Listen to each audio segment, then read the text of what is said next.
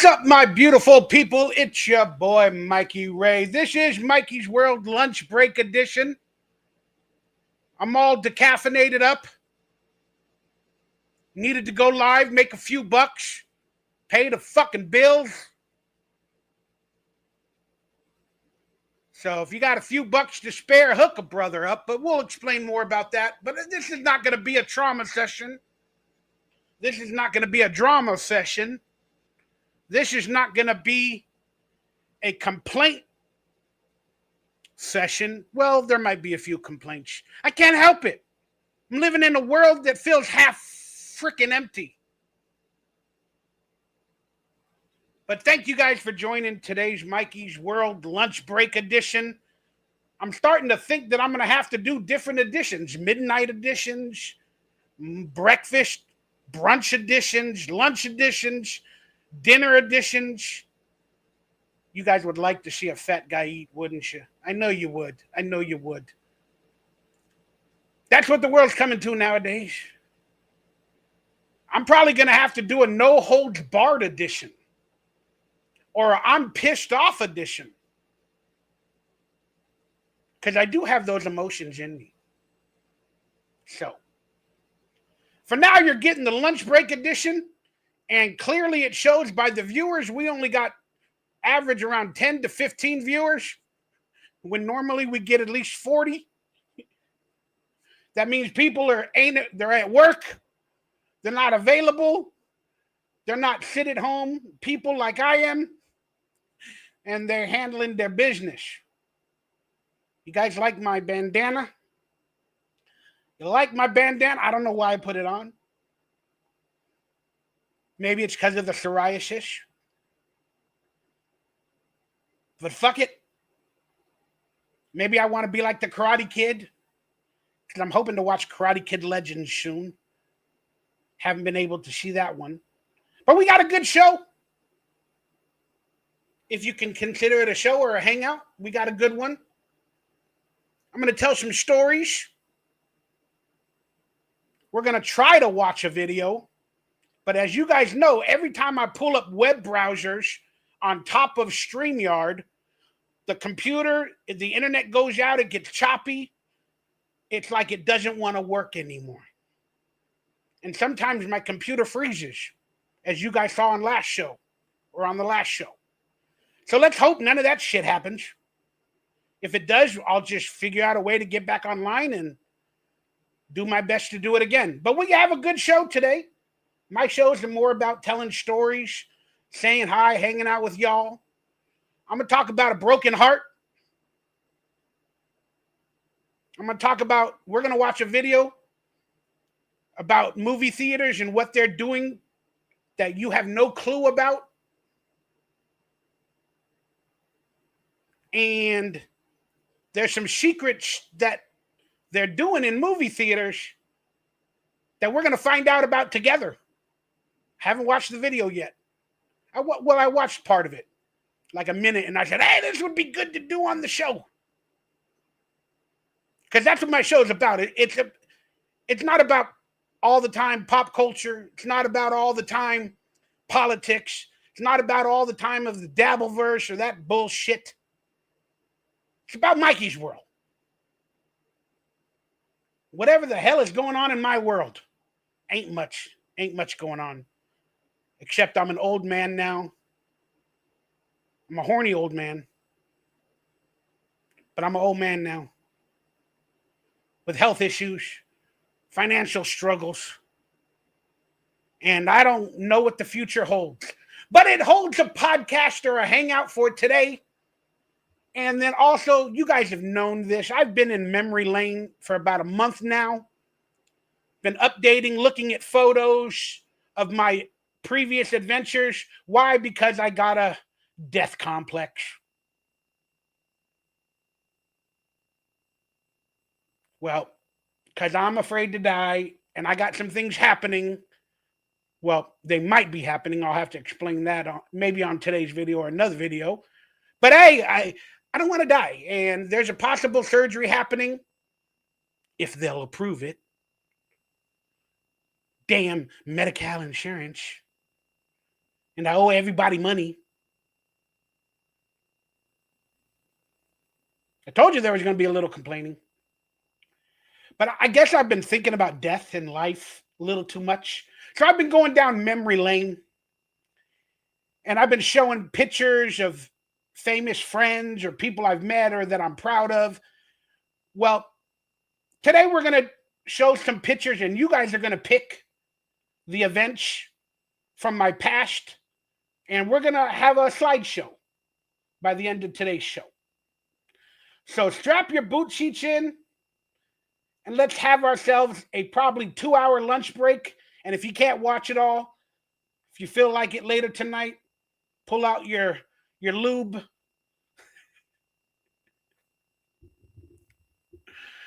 And the people that like me that way can lube it up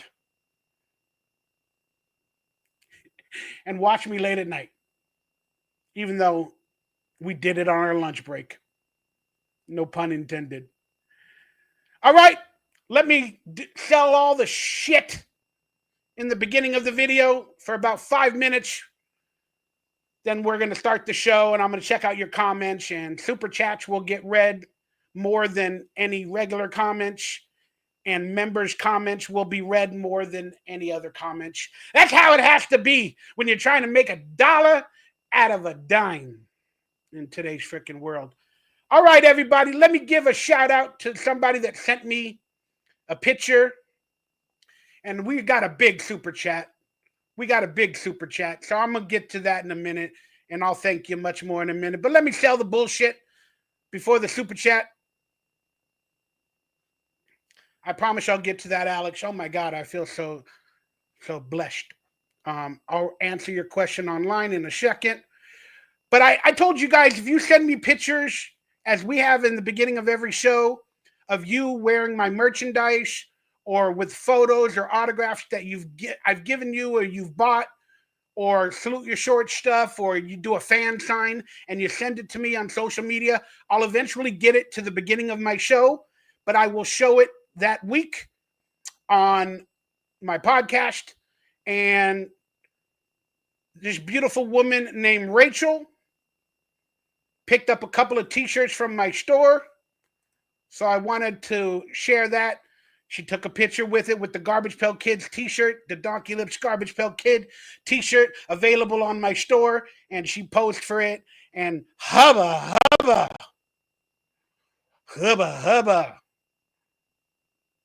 Man, y'all women are beautiful. Every single one of y'all. I'm in love. I'm so lonely nowadays. I'm in love with everything. Even Manuela. Some people know that joke. But thank you, Rachel, for sending the picture and promoting. I really, really, really, truly appreciate it. Freaking love you, girl. And there's a lot more of you that I got to pull out the pictures from and try to share and represent. But Rachel's doing it big with the DonkeyLips Garbage Pail Kid tee. And what does that bring me to? That brings me to my website or my merchandise store. That's right, where you guys can pick up that amazing t-shirt. And these are the best sellers. We got the Camp on Awana photograph. We got a Zeke t-shirt. We got a Wonder Years autograph photograph. It says, "Call me Piggy." Look at that. It's only $24.99. Then we got the Camp on Awana Garbage Pail Kids t-shirt. We got the Willie's photo. DonkeyLips for President. Zeke the Plumber t-shirt. Sorry, when I put my mouse over it, shows you the back of the shirt. There's nothing on the back of them. But they're all like $25 or less, man. It's a good deal. Got the Ugly t-shirt. Rest in peace.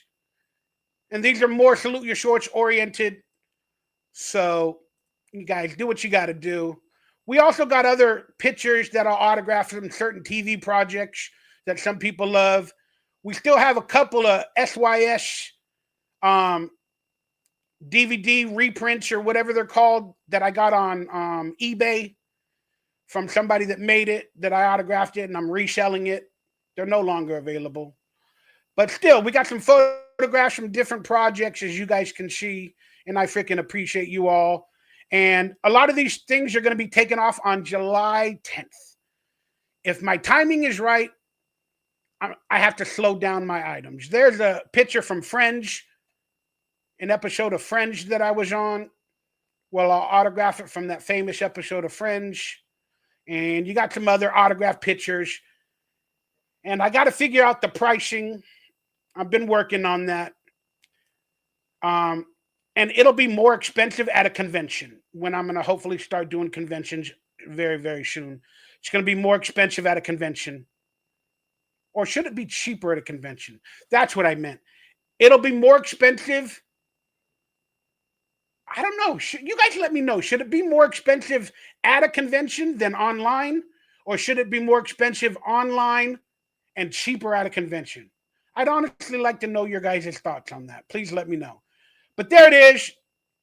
And I have a personalized worn Zeke the Plumber shirt, an original OG Zeke the Plumber signed first print t-shirt from 2013 Fright Rags collection, plus an autographed photo for $100. That's a good deal. And yeah, that sold out. All right, you guys get the gist. Oh, the Wonder Year script is sold out. I'm pretty sure it's sold out. So don't even pick that one up. I don't know why it's not written sold out. I'm pretty sure it's sold out. That sold out. Yeah. So check my merchandise site. I'm talking too much about it. I also have Cameos available for like $50, and I do like a 10-minute video, and I do a lot of stuff. I think it's worth it for $50 for like a 10-minute video about happy birthday, sending love, graduation, pep talks, roast, advice, ask questions, promote a business, whatever, for $50. Selling my soul, y'all. Cameos, I can get you with 24-hour delivery. I almost got 5 stars. Somebody left me a bad review the other day, or a 4-star. So it fucked up my rating. But I think $50 is a good price. I really do, for like a 10-minute video.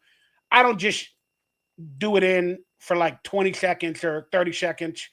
Man, I do comedy, and I make videos, and I try to be as funny and as professional as possible for everybody. So go check it out. I appreciate y'all. Also, I have donation portals below if you'd like to support through Super Chats, Venmo, Cash App, PayPal, all that other stuff that we have on screen. And there it is for now. I'm not going to sell anymore, because I try to do it for like 3 to 5 minutes in the beginning, and then I'll mention it maybe a minute or 30, 40 minutes later. But that's what it is. That's what it is. I don't like the comments that come from it. People like the quartering. If you guys watch the quartering, every time they ask for money, it's like every 10 seconds. But I'm going to have probably a 3-hour video today, and you only got 5 minutes of selling shit. So there you guys, pick up your merchandise, your stuff if you feel like doing it. I appreciate it. Love y'all. Thank you all for the support. Now, let me get to the big super chat. We got a big super chatter that started today's show. All I can do is say thank you. I'm afraid to ask your question because I get afraid of everybody. But let's get to Alex M's with the beautiful, beautiful, amazing super chat to make my fucking day. Thank you so much. Hey, Mike, what does it take to make $60K per year as an actor? I don't know. Also, what's your favorite X-Files episode other than my own? All right, let me be honest with you. I have no clue what it takes to make $60K a year. Throughout my career, I've kind of been doing the math for the previous year or two every time I do my taxes. And if you consider me, well, I'm not a working actor at the moment, but if you consider me an actor, throughout my career, if I added all the money up and put it ever since I started as an actor in like 1980, I think I officially started in like 87, 88, even though I was kind of acting like in 86 a little bit. But I'm going to say 88, that's 98, 2008, 2018. It's like 37 years. If I added all the money up I made, damn, I should do that. Look at my taxes and see how much money I've made throughout my career. But I probably only, to be quite honest with you, I probably only averaged $30,000 a year throughout my career. I've only had about 4 or 5 years. No, not even that many. Not even that many. Probably, I've only had about 3 years within my entire career that I was even close to $60K or made more than that.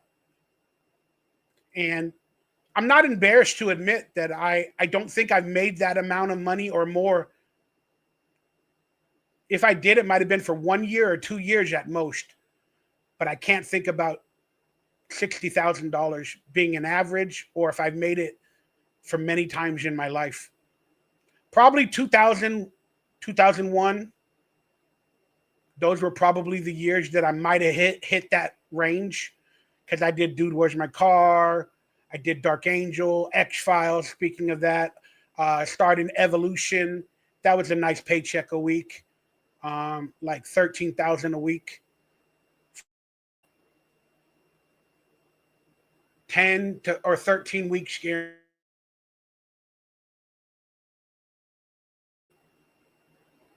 See, my internet went out. But they take out taxes and stuff like that. All right. So I hope that answered your question, man. It's a good thing. I need to look into Alex M. What's your favorite X-Files episode other than your own? Well, to be quite honest with you, it's been many, many years, and I never liked the monster episodes. I never really did like the monster episodes, the weekly monsters, even though we were technically a weekly monster with Atreya. But I kind of remember a more recent episode when they went into the technology store and the technology, kind of like the satellite, the internet, the phones, the TVs, or the computer store. It's been a couple of years now, but that episode was scary and haunting. That's more of a recent episode. God, you got me thinking.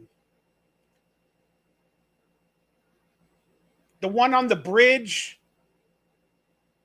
it's a more recent episode where they concluded the story of the smoking man and the aliens and how she was, spoiler alert, abducted or had a child. God, I don't know, man. I don't know, Alex. But I can't thank you enough for the super chat, my dude. I hope I answered your questions. And Brent, you send me too much. You're amazing. Hello, Dolly. She's beautiful. Hello, Dolly. Hello, Dolly.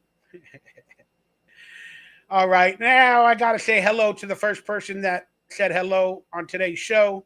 We got J-Fi saying hello. My girl, Kelly, saying hello. And we got Michael Coultier, Gary Biscayne online, and Brian Sanchez, Big Trouble, live broadcaster, Coach Ubiquity. And I know you're a part of the Dabbleverse, Coach Ubiquity, because you also have a name called Addicted to Ubiquity.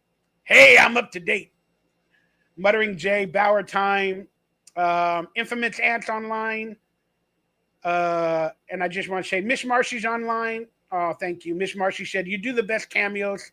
So glad I bought one for my sister's birthday. I appreciate that.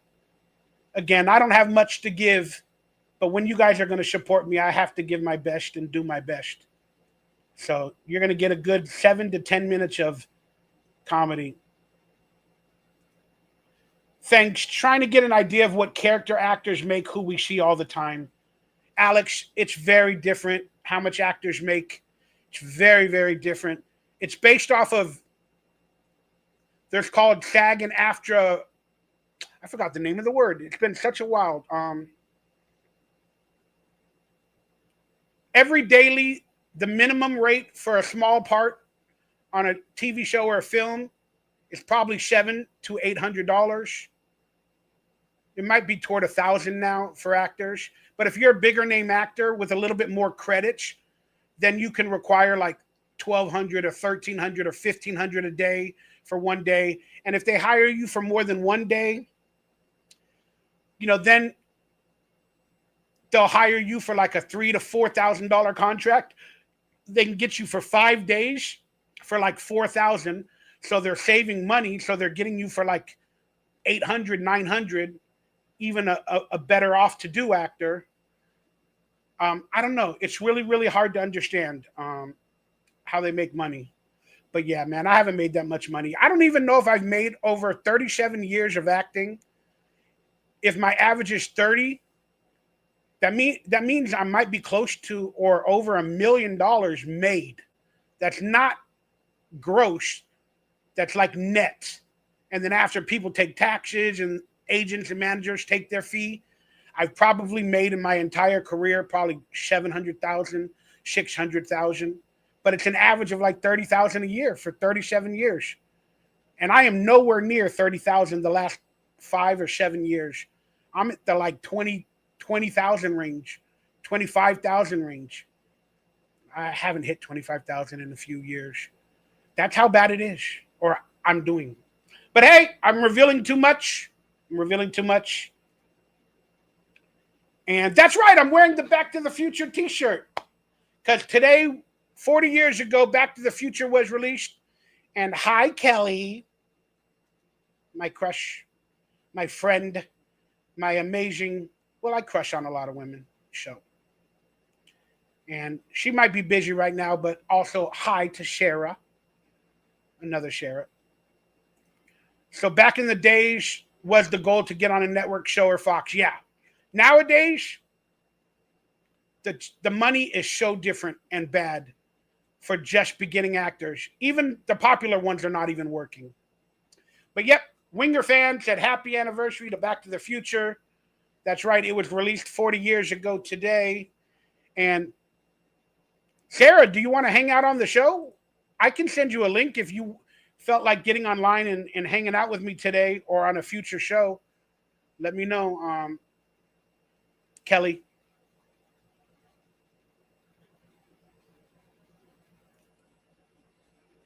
Yo, Michael, I know what you mean. I crush on Sydney Sweeney all the time. I would say don't we all, but I don't really know that much about her. We got Waver joining in. It's been a minute. How are you, Waver? Thank you for the super sticker. And I realize I need to make the stickers. I keep asking, where's the sticker? Where's the fucking sticker? Apparently, I have to make them. I have to make the stickers on YouTube and to figure it all out. And we got an order on my website or my merchandise store. We got an order from Nick. Nick T. Thank you so much for picking up whatever you picked up, and I'll check it out. And guess what? Every ordered item comes with like a 40-second video, kind of like a Cameo, sent to you for purchasing the order from my merchandise store. So Nick T, thank you so much for doing that. I appreciate it. Mikey, did you hear about Michael Madsen? Wow, Michael Madsen passed away? No way. Oh, man. I remember Virginia Madsen. I had a crush on her. Oh, rest in peace, Michael Madsen. Winger fan, I said I have an 80s room. Cleaned it up. Got everything cleaned up. I'll have to show it to you. Send me a picture online. Send me a picture online, and I'll share it maybe on a future show. And Kelly said another day, just got out of the shower. Oh, my. Oh, my. What's that actor from Star Trek that always did that? He's gay, but he goes, oh, my. Oh, my. Nick, thank you so much. And Christina Applegate is such a babe. So are you. So are you. So are you. Squirt, squirt. Kelly, if that's what we're calling you now, she has a sense of humor that is off the charts. She's a thought, but a great human being as well. She's a thirst trap every occasion. She's going to start wearing summer dresses. Summer breeze makes me feel fine. But she's also an amazing, amazing friend to me, going through some broken hearts. So that brings me to my story. All right. What am I talking about when I wrote Broken Heart? Said she's living that thought life. Yeah. She got that thought life. But she's an amazing friend. And I believe she's probably dealing with a broken heart. Probably not. She was the prize in that relationship. Let's get that right. But what am I talking about with the broken heart? Do I have a relationship broken heart? Well, yes, I do. I'm technically lonely. I'm a 50-year-old man living alone in a studio apartment. I don't have a good eye on the future. I don't know what's going on, where it's going, and where I'm leading. So, do I technically have a broken heart? Yes, I do. But I get a lot of messages from people that are interested. I'm not trying to, act like I'm all that. I'm very lucky. But I can't really love anybody else until I love myself. And whatever the little bullshits and barriers with communication that I have, I need to fix it myself. But I'm not talking about me having a broken heart. I'm talking about my health. But I am single, so ladies, if you're willing to mingle, you want to get to know me, if you actually like me or think I'm entertaining, or you could see a future with me,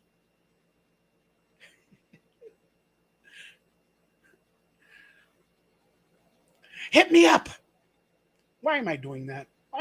I'm talking to a few. Well, not really talking. I have one person that I communicate a lot with that I appreciate. But nothing's going to happen, at least in the short term. All right, why am I revealing too much? That's not what you need to do. But for that person, you're amazing. Maybe you guys will see her online. I don't know. Who knows? Mikey's got hoes in different area codes. I'm sure you do. You do. But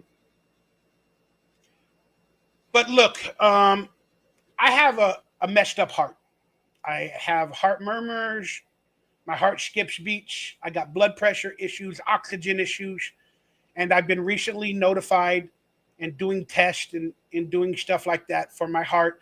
And I was told that I need stents on my arteries by one doctor. Then I got a second opinion on another doctor.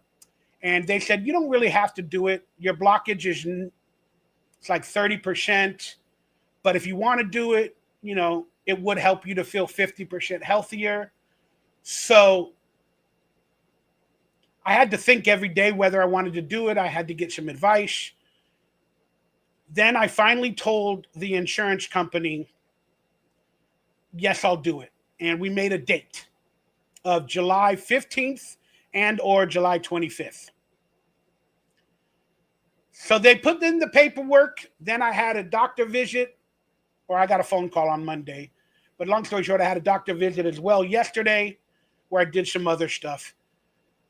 But insurance, they were pushing me to get the stent surgery, to make a date, to do this, to do that. They were rushing me. So I finally said, I'll do it. Now they won't approve it. I don't know why. Found out on Monday, they're not approving my surgery to get stents on my arteries in mid or at the end of July. They said because I got a second opinion and one doctor said he doesn't think I need it until we do more tests.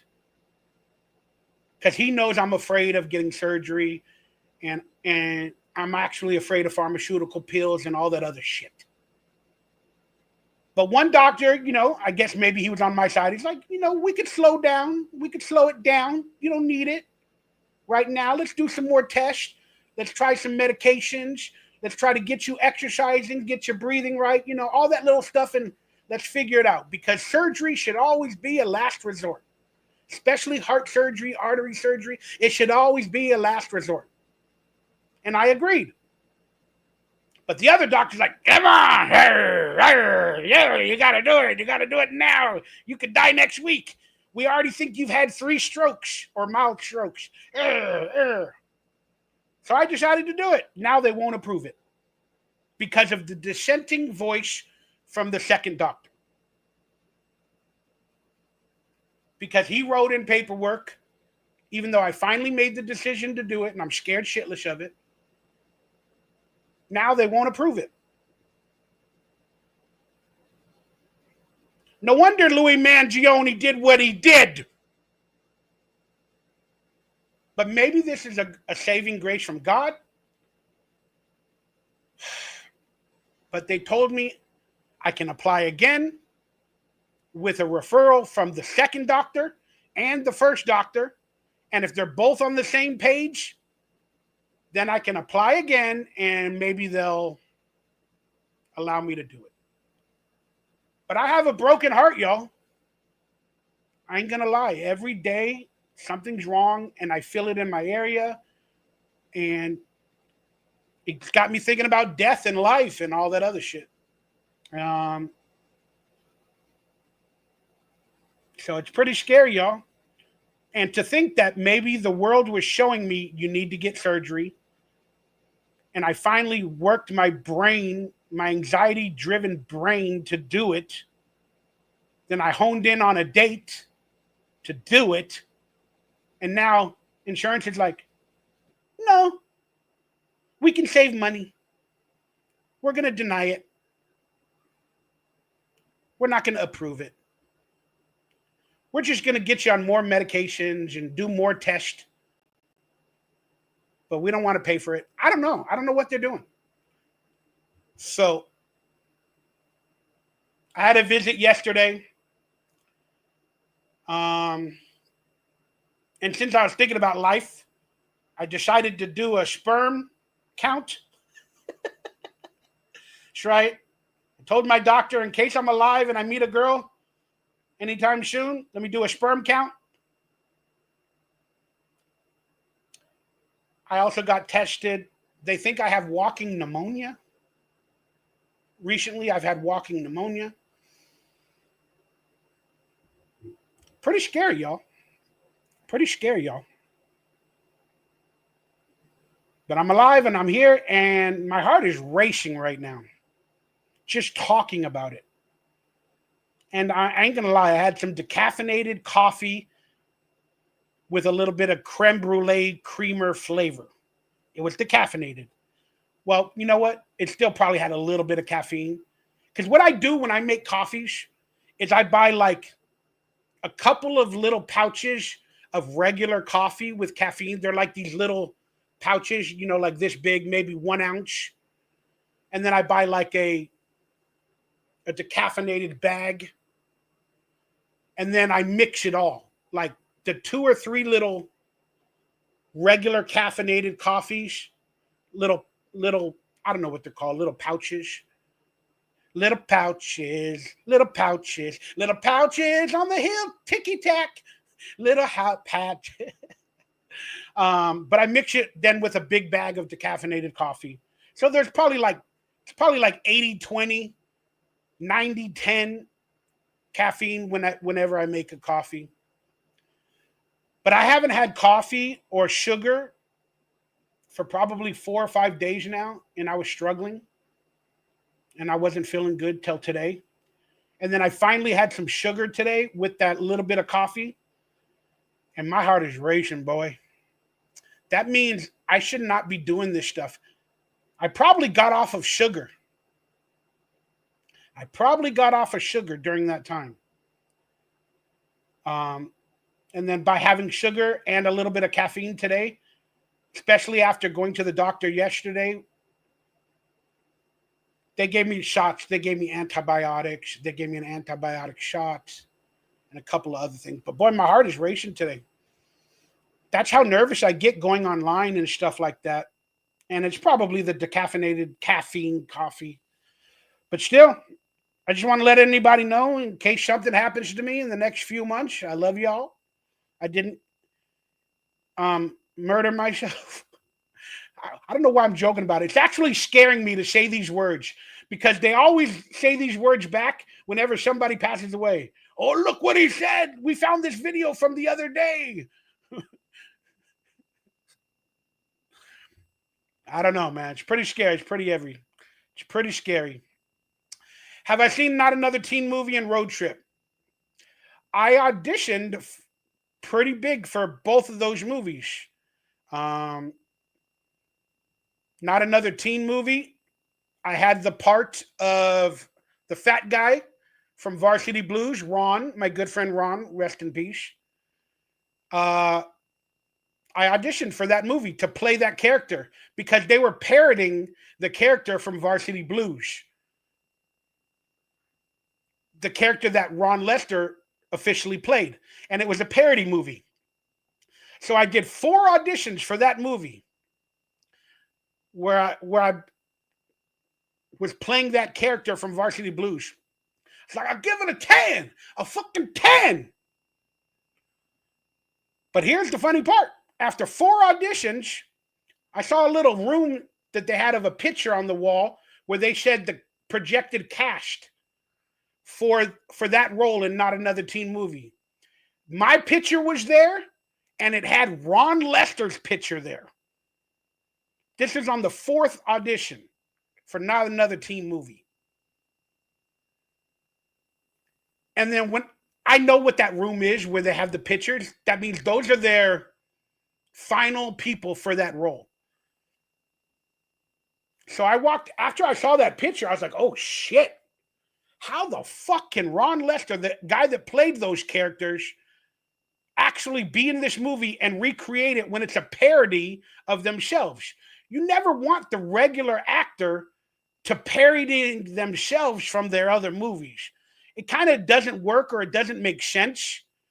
Maybe it's been done by like Kevin Smith and stuff like that with Dawson, but or I'm sorry, yeah, Dawson from Dawson's Creek or whatever.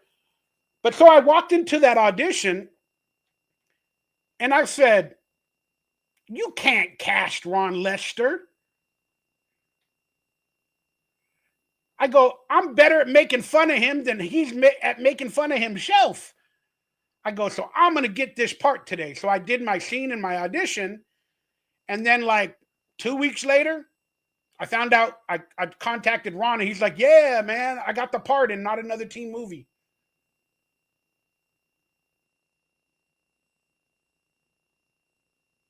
Fuck. Bothered me. It really bothered me because I was that close to that movie. All right. Sorry, guys. Winger fan, thank you for the $5, man. Appreciate you as always. And everybody, think about becoming a member. Oh, we're close to 60 members on my channel. I know that's not a lot for some people, but it is for me, and I appreciate it. We're close to 60 members. I think we got like 58. So if you guys want to become a member, and then I made a video, a walk and talk the other day with my new technology. It's not the best, but it will work and help. But it films even though I walk for a half an hour or an hour, it makes the videos 14 minutes long. So I have to edit it after. And then I got nervous about license plates and stuff like that being on camera. But that video is available to my main tier members only. I don't think I'm going to release it officially to like regular people. So if you want to become a member, you can do that and check out those videos. And there she is, Sarah, saying, hey, hey, hey. Good to see you live. I appreciate you, Sarah. Appreciate you so much. You don't need to donate anything. You've already donated your kind words and your friendship offline, and we're good. We're good. We're good. All right. So I talked about my broken heart, my officially broken heart. And now just to add an extra thing, I saw this the other day that looked really pretty interesting. Apparently, I don't know if it's an official Double Dare card where Mark Summers autographs it and sells it to people, but I need one. I kind of have one, but not really. But I kind of do, that I made myself, that I send to people. I think it's available you get one with a Cameo. Oh, also every Cameo comes with an autographed photo, a small one sent to you. But see, I kind of have some. I got the Anawana Garbage Pail Kid trading card. Then I got the one, as you can see on top, with my regular photo where I can autograph it. Then I have like these Zeke the Plumber stickers that an artist created that I send out per Cameo. If you get a Cameo, I send it separately. That's why the Cameos are worth it. And some of these items, I think they're available on my merchandise store for a couple of bucks. But yeah, I thought that was really, really cool to see that card from Double Dare from Mark Summers. I thought that was really, really interesting. I wish I had an official one because they do make trading cards from certain companies for actors where they can autograph it. So I'm thinking about making one in some vein just like that to sell for maybe $5 to $6. So we'll figure that one out. And corn diff, no, I have not. And then somebody sent me this photo the other day. It's a memory of us meeting us from Nick Arcade. In the picture is Phil Moore, Danny Cooksey, and then there's us on the bottom of the screen from Nick Arcade. That was a hard show to film, hard show to win, to beat the Wizard. Then later tonight, just want to shout her out, Keanu, my friend. She has a new podcast with Ashley Cummings. Again, it sounds like a porn name. No pun intended, but they're funny. They have a good time.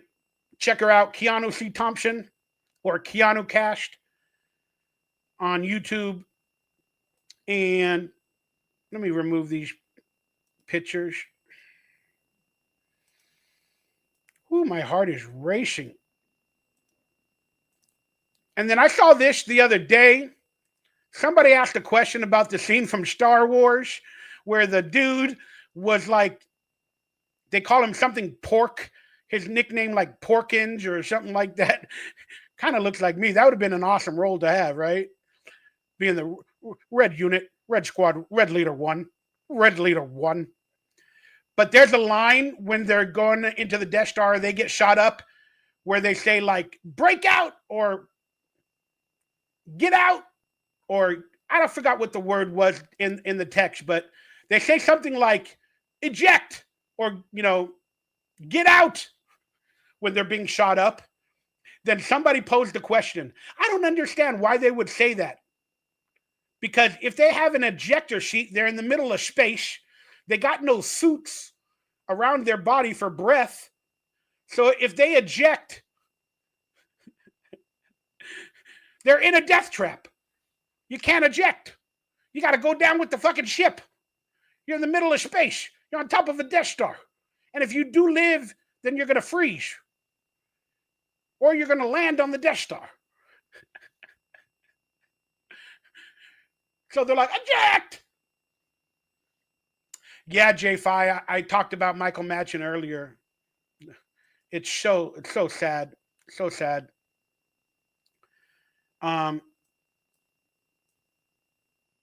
Corn Diff, I'm at the hardware store now. Well, good for you, brother. People who die young get medical tests. Yeah. So I just wanted to share that Star Wars quote that was kind of fun to analyze. It's kind of fun. And this week, speaking of dead actors, I watched this documentary finally the other day. And it's a two-parter. Each part's like an hour and a half long. And it was really good. It was really, really, really, really, really good. Peewees himself. Brought back so many memories. We learned a lot about how the character of Pee-wee came about with the Groundlings in Los Angeles in the late 70s, early 80s, how they had live shows, how it went to the Roxy. Then it got picked up as a movie. How Tim Burton became the director, how the artist created the stage for Peewees Playhouse in 1986.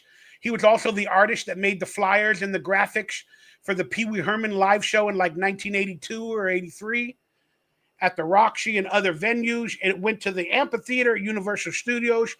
And we learned a lot about how Pee Wee was created and about his younger life and his partners in life, because he was, a homosexual.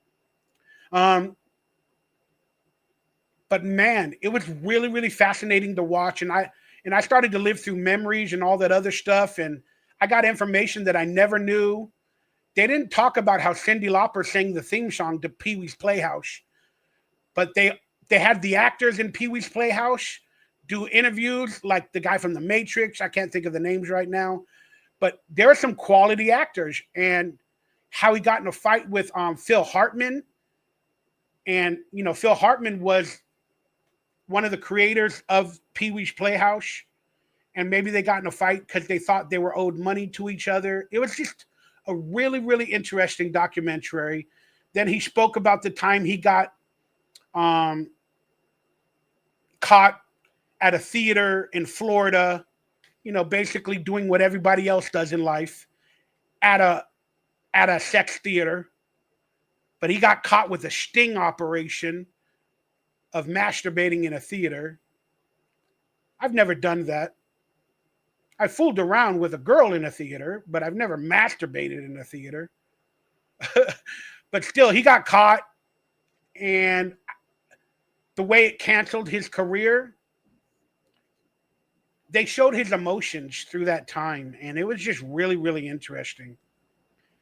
And then later in life, they got him on child pornography, and it really wasn't that. But because of the past conviction of masturbating in a theater in Florida, people that were at his house, he liked to collect homosexual artwork from the 50s, 40s, 70s. He had a corn collection. He had a corn collection of like artwork. And I don't know if they showed it correctly or if I got all the information from the documentary, but there was a couple of magazine photographs that had what appeared to be a young-looking teenager boy on the cover. They showed one cover in the documentary, and it appeared, just by your eyes, unless you have the paperwork or the contract for that magazine or whatever the hell it was, you don't know that person's age. But it appeared like a teenage boy, right? They looked young at least.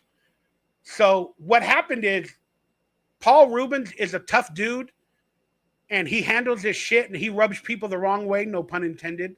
You gotta rub me the right way, rub.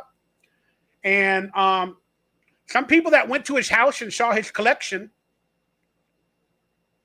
they contacted people because another actor, Jeffrey, the guy from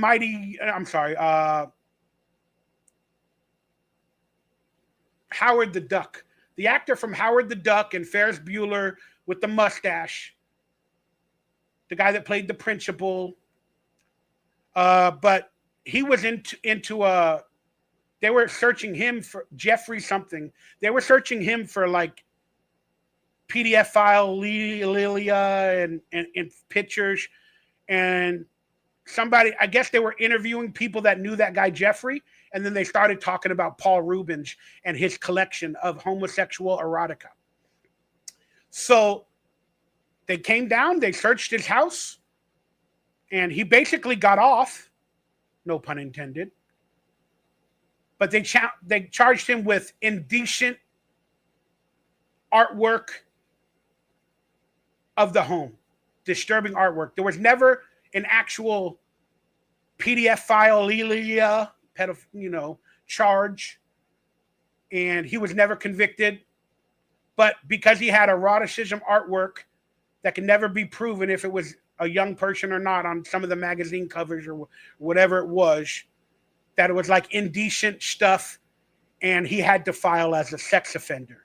That was insane. And that could have ruined him, for the second time. Then he got little roles here and there, like in Batman Returns, Buffy the Vampire Slayer, on some TV shows and projects to close out his career. But I really recommend the documentary. He actually stopped filming the documentary because he didn't want anybody else to present his life for him. And then apparently a day before he passed away, he left a message. And you guys need to watch the documentary.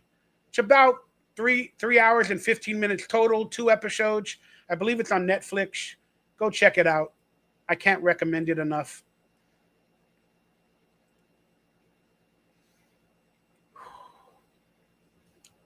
Good to see you, Chris.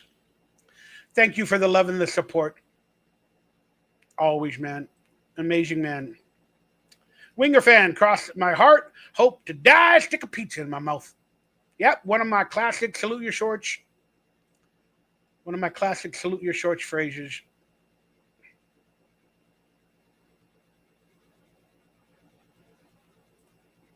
Brent Mania, the documentary is on Max. Goes by very fast. It may seem long, but it's very enjoyable. Facts, dude. Facts. Spitting the facts to Brent Mania. All right, y'all. So let's talk about secret cameras in theaters. Is that really happening? And again, I hope my internet and everything doesn't go out while we try to watch this video together. But apparently, there's 25 facts that movie theaters do not want us to know. Who wrote that, MRB? Who wrote what? The quote? I don't know. I don't know what you're saying, Colt. But again, members and super chats will be read as they come in. Please hit that thumbs up, that like, that subscribe button. Consider becoming a member of the channel for early and exclusive content. And I do have donation portals down below. There we go.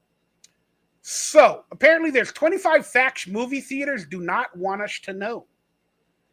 Well, again, modern movie theaters seem dead. And I don't know what's happening anymore in this world. And I don't know how movie theaters make a comeback. But it is a shell of what they used to be. The pizza thing, who wrote it? The writers on the show. The writers on the show.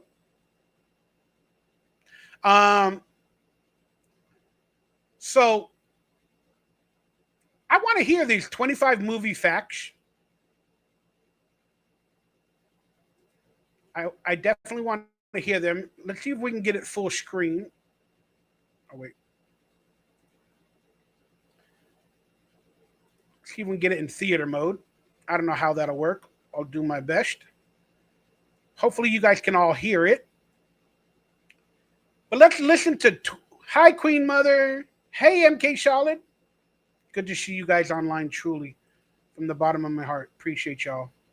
Upselling the popcorn and cake. Or Coke. Yeah, you're definitely right. But hey, let's see what this artist, List 25, has to say about 25 facts that movie theaters do not want us to know.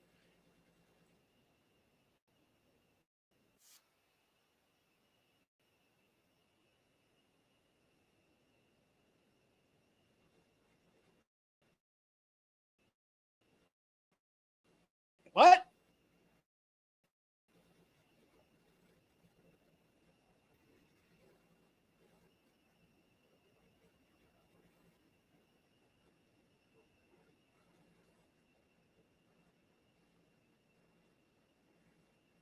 Let's go!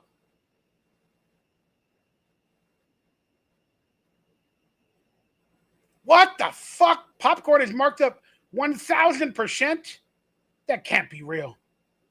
1,000%? Because if it costs popcorn, if it costs you $1 to make popcorn, it's marked up 1,200%. That'd be $1,000. That can't be real.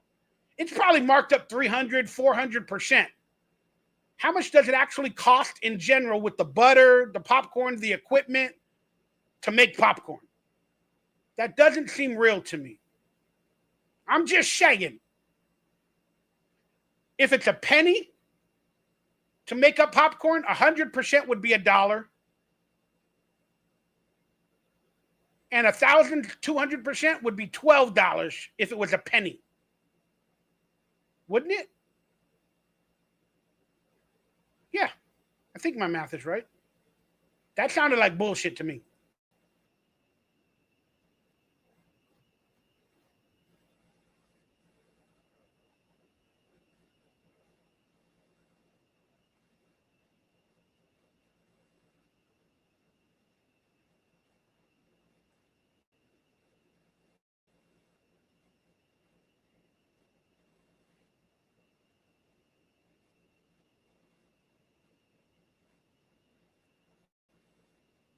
This guy's math is bullshit. If it cost 80 cents to make and it's marked up 1,000%, how much is that? Come on, guys. I know I'm stupid mathematically, but 0.80 times 1,000 equals $800. By this fucking guy's math,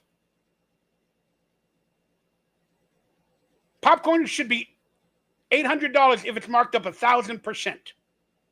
He just said that. He literally said popcorn is marked up 1,000%.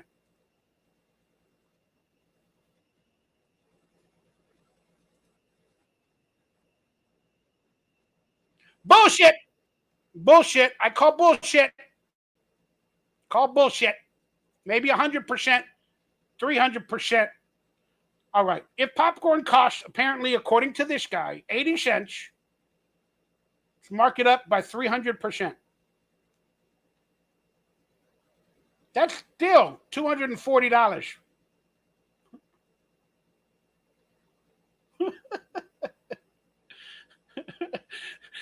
I don't know where this guy's math is coming from. Please explain it to me. I have no money. I look at my finances daily. I have no fucking money. I don't know how I pay my bills. Well, with the grace and love and support from all of you.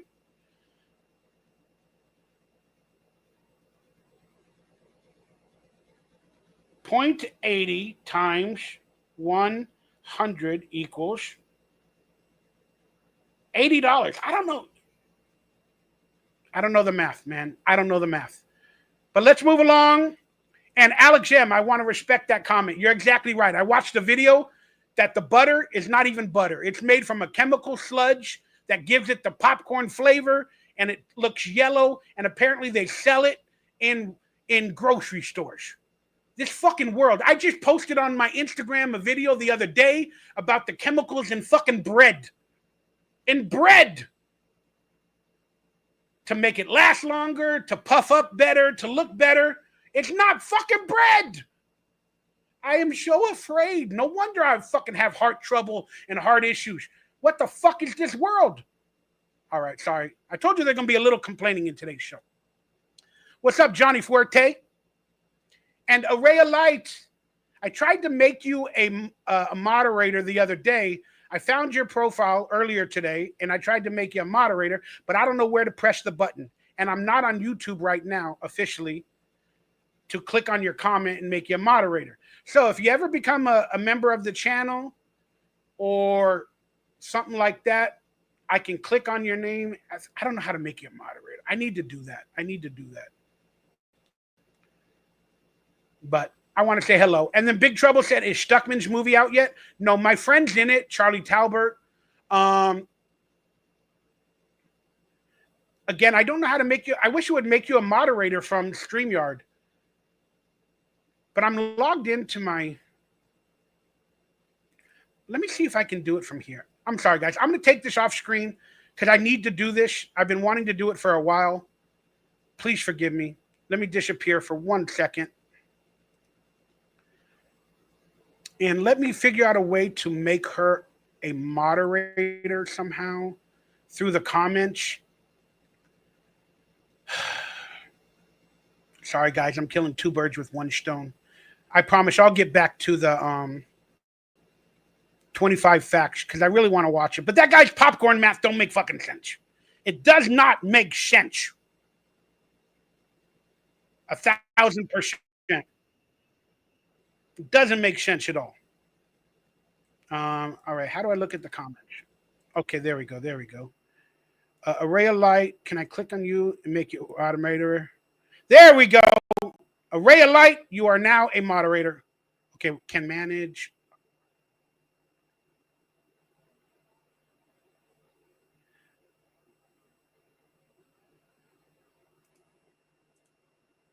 There you go. I think I did it. I think I made you a moderator. And if anybody else wants to become a moderator for whatever reasons, you know, you can always super chat me and ask me. And if I know you, maybe I'll do it. All right. So I believe she's a moderator now. Yay!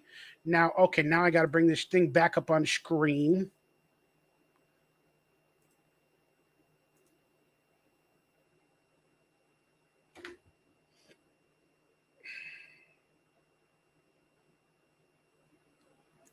Mikey, how do you feel about the classic stores being nearly gone? It creates even less for us to do.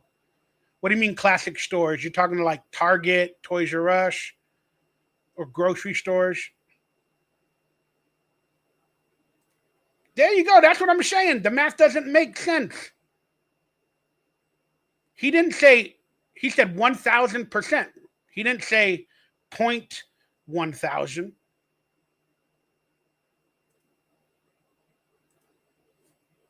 Shopping. What do I think? I don't know, man. I don't know this world anymore. I don't know it. I don't understand it. Again, we get into conspiracy, simulation theory, but I don't understand this world anymore.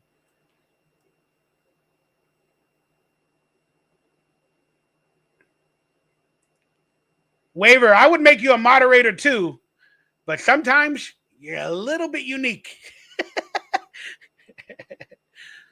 Does LA have a lot of good comic book stores? Man, I don't get out enough to know. But there are a few that I know about that are really good, like Big Apple Comics. And there's another one in LA that I need to go out and check out. There's one out here in Burbank that I need to go back to again. But man, Alex, I'm hoping to do that with my new camera, go on some adventures. But again, I've been worrying about my heart and my health and surgery and whatever recently. But I'm hoping to do that, dude. I promise you all, I'm trying to get out and film some vlogs for everybody.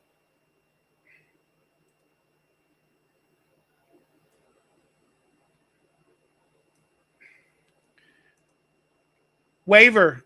Again, in the beginning of the video, he says popcorn is marked up 1,000%.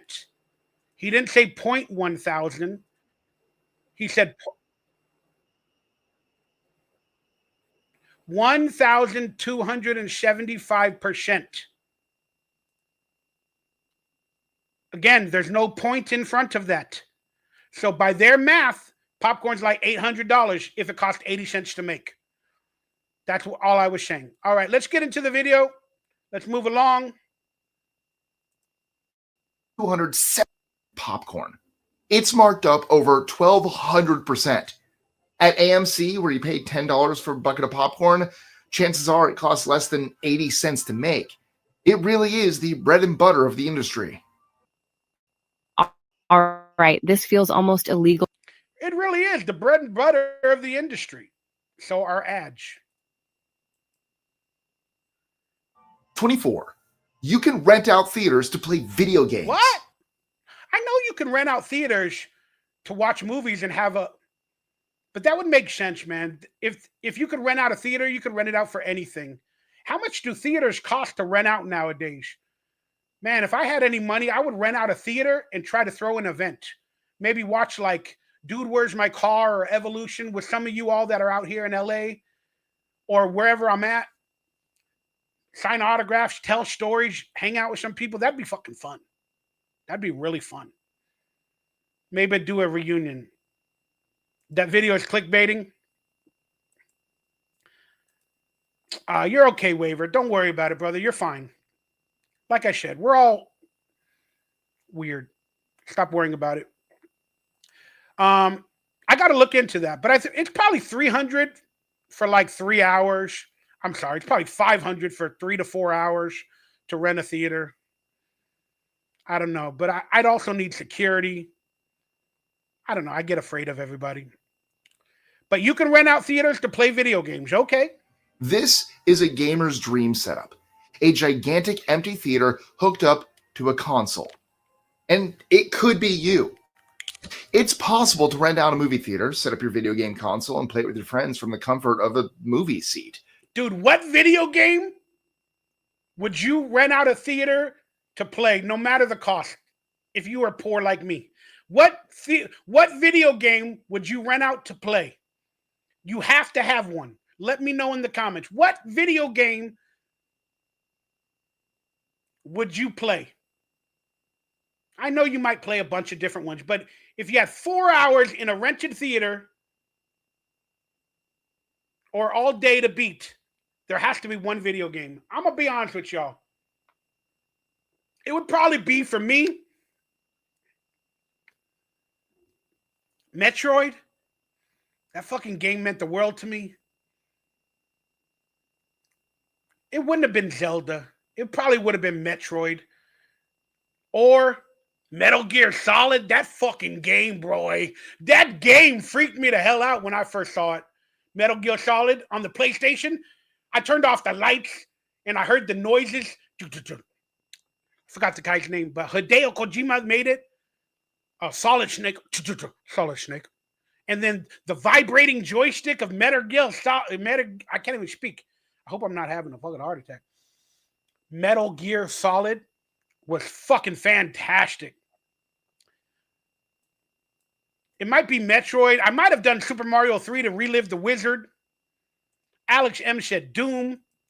Infamous Ant said Grand Theft Auto 4. Johnny Fuerte said GoldenEye multiplayer with friends. That was a big favorite game of a lot of friends of mine. GoldenEye, dude. Final Fantasy 11. Maximum Jesus. Mike Tyson's Punch-Out. Metal Gear Solid, though, that shit did me in, bro. That game was insane. With the vibrations and everything, that was like an insane game, dude. That alert sound in Metal Gear Solid is a meme trope now. I'm sure it is. Sure it is, dude. I would also like to play Super Mario Brothers 3 from the Wizard. Maybe Shadow of the Colossus. I really enjoyed that game, dude. Really enjoyed that game. And there's computer games that I would love to play on the big screen. Maybe the Indiana Jones series. Fuck. The Lucasfilm PC games, dude. Dig. Maniac Mansion. Fuck. But look, I have to be honest with y'all. It's probably Metal Gear Solid. It's probably Metroid.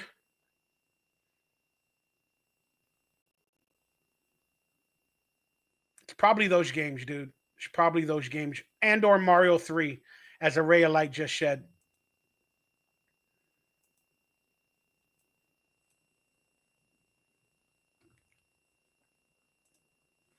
There is usually some lag, so don't do this if you want to run a competitive tournament. But as a fun event, it's a memorable idea. Some companies rent out their theaters for just $300. 23. Movies start late deliberately. Yeah, of course. They got the 10-minute previews. They want to sell more tickets. They want people to think it started to add the rush. The time on your movie ticket is wrong, and it's designed that way. That time is to get you into your seat, but not for the movie, the ads. The more people are sitting ready, the more money movie theaters can demand from advertisers. It's become a pre-movie ritual by this point. Facts. Laughing at bad trailers or getting in the mood for upcoming movies. So most people don't mind. But if you are running a little late, don't sweat it. Chances are you have a good 10 or 15 minutes before the movie really starts. And I think I just saw in the news, it's soon going to be up to 30. Woo. 22. 30 minutes? They're going to sell tickets 30 minutes in advance? Are you fucking kidding me? So imagine getting out of your house. Oh, what time does the movie start? And it says on the screen outside of the theater, movie starts at, 7 p.m. or 7:15. And you're like, all right, cool, we can make it. But the movie actually starts at 7:45, 30 minutes later. So you get in there, it's like 7:15. You're like, oh shit, we're gonna be late. And then you walk in at like 7:17. But you think it has 10 minutes of previews. So you're like, we're good. And there's still another 23 minutes left. With today's movies that are 2.5 hours long, 3 hours long, if the movie starts a half an hour late for more advertisement and more money, fuck. You think you'll get out at, 10:15? You're now out at 11:15. Woo. That's rough. Oh, shit, here we go. Movie popcorn isn't real butter. Oh, I love Jenny. I still love Jenny. I talked to her recently online. Her and Rilo Kiley, they're on tour.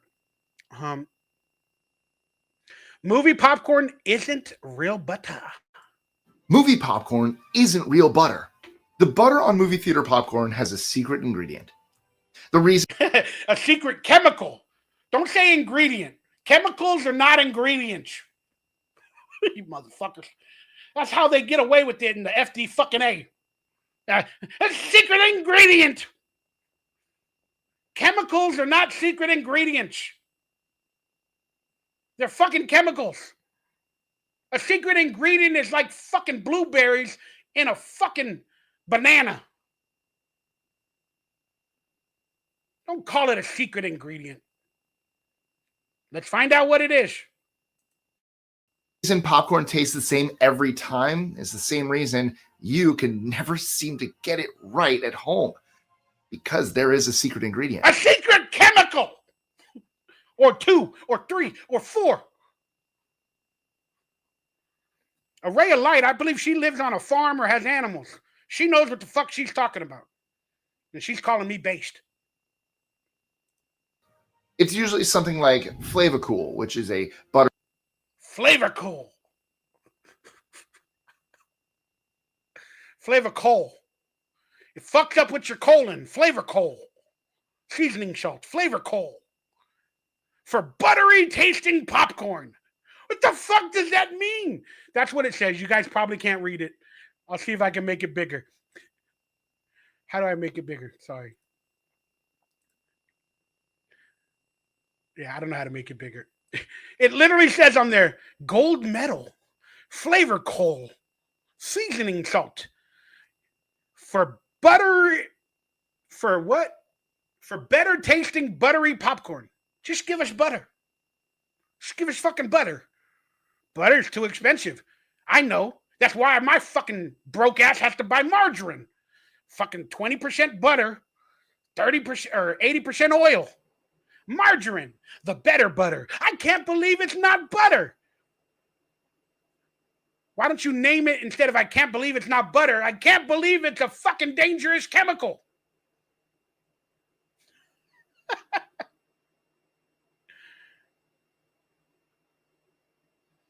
No, a ray of light will know who to ban when they're really causing drama and trouble. She's a very, very amazing person. This is insane, y'all. Butter flavored salt. This is what makes it bright yellow too, but that's not all. Along with the flavor coal goes a heavy dose of butter flavoring, oil, a few chemicals I can't pronounce, and well, you called them ingredients earlier. Now you're calling them chemicals? Motherfucker. voila. This makes the entire popcorn making process simple, cheap, and oh so delicious. Oh, so delicious. Until you're in the hospital 10 years later with fucking chemical disease in your liver, in your gut, in your stomach, and you don't know what the hell's happening. Thank you, movie theaters, for not giving us real ingredients, but recreating the taste with chemicals. You would think chemicals would be more expensive than actual real ingredients. You would think, wouldn't you? You would think. 21. Film studios can take 90% of ticket revenue. The real reason ticket prices keep... They can take 90% revenue if they make an announcement that they're going to take that much, but they typically don't. I've heard, for the most part, it used to be 50-50, but I believe it is 60-40 now that production companies take. Let's hear what this guy's statements have to say about that. Keep going up has nothing to do with the movie theater. Movie theaters want the latest, most popular movies, but right after release, the studios take an enormous cut of the ticket revenue, sometimes 90%. That means if you buy a $14 movie ticket, $12.60 is going straight to the studios. Over time, that number comes down. So this is the reason food at the theater is so damn expensive. I don't agree with his philosophy, even though I can't believe the studios would do that, but that would kill the theaters from wanting to pick up their fucking movies. They want the latest blockbuster to bring in the people to sell the food. I get it. But 90%, and he said movie tickets are what? Did he say $12 fucking dollars? Good luck finding a $12 movie ticket out here in LA, even at the fucking matinee. Excuse my language, but you could tell I get animated. I had decaffeinated coffee with 10% caffeine. Theater tickets out here, no matter what, are probably $17, $22 for IMAX. It'll cost you $50 to go to the theater, buy a popcorn, a candy, and a soda, and the ticket. Probably $50 altogether to watch that movie. But I don't agree with his statement. I think movie theaters, they take maybe 60, 70, but it's probably more around the range of 60. I'm going to have to do some research on that. But I believe it's 60%. Might even be 70. And I could see a way where they charge 90%, but movie theaters would start not working with those people much more. Because if their movie sucked like Marvel and they weren't bringing in the money, why the fuck would the theater give 90% to have the latest Marvel movie that is not going to make a lot of money? So, I don't know. I got to research it and let it know. It's the only way they can really make their money back. 20. Some theaters use AI. You can't sneak into a theater anymore, and you can thank artificial intelligence for that. The days of ticket stubs and ushers. Man, I used to sneak into theaters all the time. I used to go on daily binges. I would go to the matinee. I'd buy the matinee movie for a couple of bucks. Then I would stay there all fucking day. I would write down the times of the next movie. You know, if one movie started at 11:45 and it was a 2-hour movie, that means I'd be out at, 1:45 or something like that. Then I'd run into the next movie that was there that week that started at 1:30 or 1:35. And then I'd immediately go from one theater, maybe go to the bathroom to disappear real quickly. Then I'd run back into the next theater because I knew the time, so I didn't have to walk towards the box office. And I would go into theaters all day. They caught me a couple of times, but they were cool with it sometimes. But it is a problem when you have to go back and get food.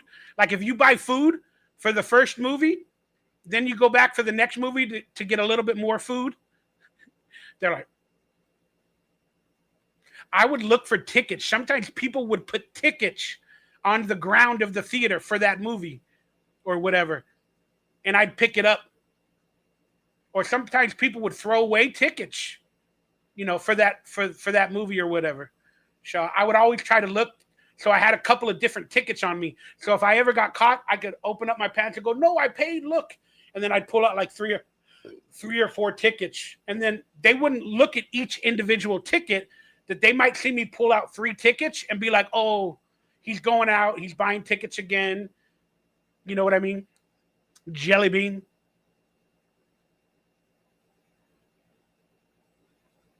Movie hopping bad boy. Shut up. Got to do what you do. Got to do what you, girl. You got to do what you got to do, girl. Got to do what you got to do. And I ain't going to lie, man. I'm a fat ass. I'm a cheap ass. I never had a lot of money growing up. I still don't have a lot of money, and I'm still growing up. But I used to steal the leftover popcorn.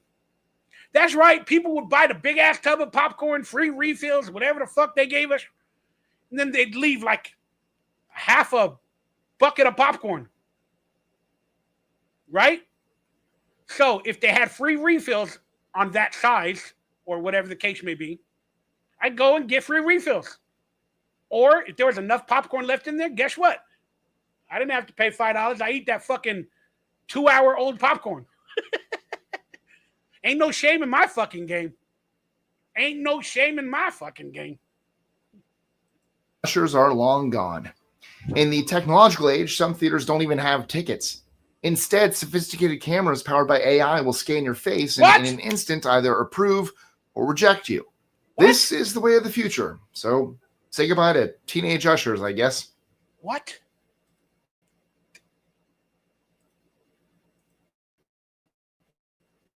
They're using AI to see if you bought a ticket to scan your face now? Fuck. So should I go see Jurassic Park this weekend? I don't know. Theaters use cold air in summer to what? Theaters use cold air in summer to sell food. Even if the temperature is blazing hot outside, always bring a jacket to the movie theater. Why? Chances are the theater will be cranking that AC. But don't assume management has your health in mind. No, this, once again, is a cool, calculated business strategy.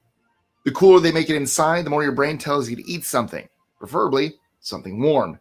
And at the theater, all roads lead like to Las the Vegas. super expensive concession stand. Facts. 18. 3D ticket surcharges are often just for reused glasses. I used to steal fucking glasses too, the 3D glasses. Remember when 3D movies were trying to air on regular TV? You'd have to go to your local 7-Eleven. You'd have to go to your local 7-Eleven and they'd give you the 3D glasses for that movie. Then 3D came out in theaters. But I used to steal the 3D glasses from Captain EO at Disneyland. We are here to save the world. Gonna save the world. I would steal the 3D glasses from that show and from the theaters. But damn, they added surcharges for reused glasses. And I tried to get the movie posters, but they wouldn't always give them to me. Growing up, in the 80s and 90s, I never really thought about getting the posters that they would give them to you. But I think in the late 90s, early 2000s, I tried to do that at theaters. But by that time, it was popular. So the theater workers or patrons would get whatever posters they want that were put into a bin. But I did have a couple of occasions where they let me walk up and they had a box upstairs. And then there was movie posters in there. But all the good ones were gone. And the specific ones I wanted, I never got. There was a hidden part of 3D movies that was the real moneymaker. The glasses. Even just a few years ago, 3D glasses were required to watch certain showings of the second Avatar film, The Way of Water, but movie theaters would often charge a couple of dollars. They claimed it was special developed technology, and it wasn't cheap. In reality, though, they were extremely cheap to manufacture. And In fact, there are tutorials online to make your own 3D glasses with just a pair of glasses, plastic, and cellophane tape. Cinemas But it still doesn't matter, even if you brought your own glasses or you made your own glasses, because if you bought the movie that's in 3D at the box office, they added a surcharge, like you said, for the 3D movie. So most of that charge for themselves. I only need 3D glasses to recognize a ripoff. 17. Movie theater scents are fake. The popcorn? That sweet smell of warm, buttery popcorn is all a lie. Okay, Well, the chemicals are a lie. Or the ingredients. Not always, but this is a tactic used to push you into buying yourself a treat. Movie theaters know that humans are simple creatures driven by our senses, and few are stronger than our smell. That's why some theaters are using artificial flavoring with special chemicals designed to send out a wave of that popcorny smell. Catch a whiff of that, and before you know it, you're waiting in line at a concession stand pulling out your wallet. Facts. 16. Booking seats online. Can you smell sex? Movie theaters, they're putting the scent of popcorn. So you would think corn theaters, do they have them anymore? They should have a scent for sex. To sell more sex. Does that make sense? I don't know. But I know how I smell when I have sex.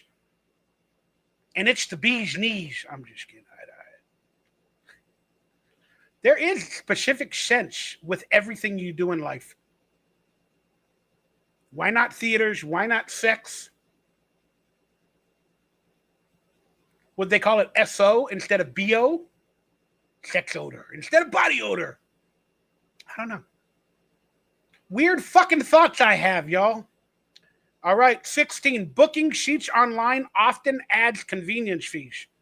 Well, same thing with DoorDash. Same thing with Instacart. Anytime you buy anything online, they call it a convenience. It's a convenience. So you got to spend more. And often adds convenience fees. Movie theaters found a way to charge us just for using the internet. At the end of booking an online movie ticket, you can be hit with a $1 or $2 convenience fee. This is a sneaky new way for theaters to boost their revenue.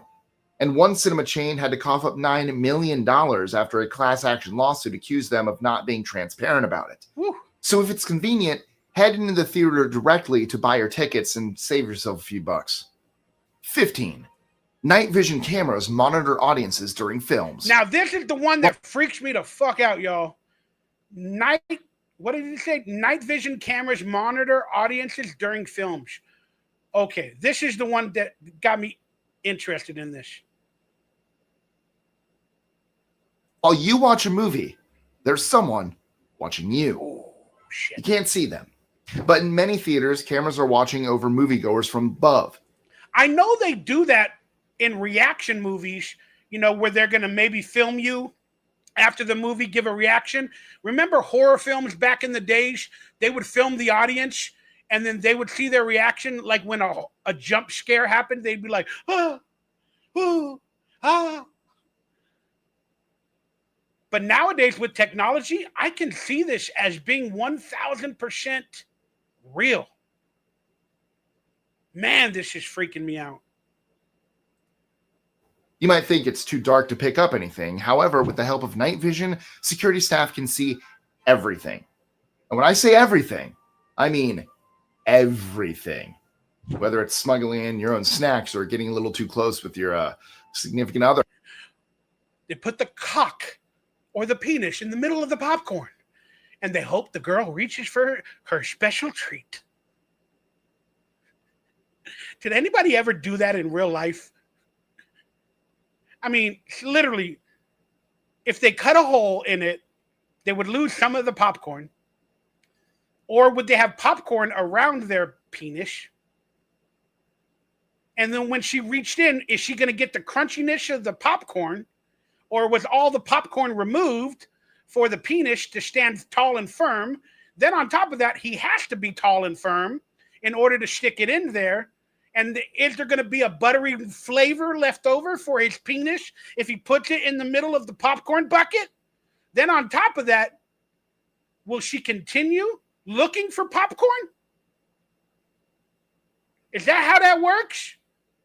And now if they have cameras and they're watching this, will that person be kicked out? Or will that sex fiend that's watching as an egotaneous stalker camera person will let it continue for the creamy surprise? I don't fucking know. My brain is wild today, y'all. For Mikey World Lunch Break. Sure, if you know what I mean. A team of people might have been watching your very first kiss, so hope it was a good one. I'm too busy crushing goals. With Factor, the butter is made with chemicals, so it is lube, Spun Brothers.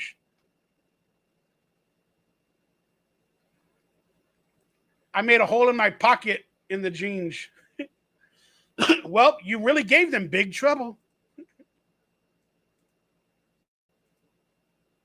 14.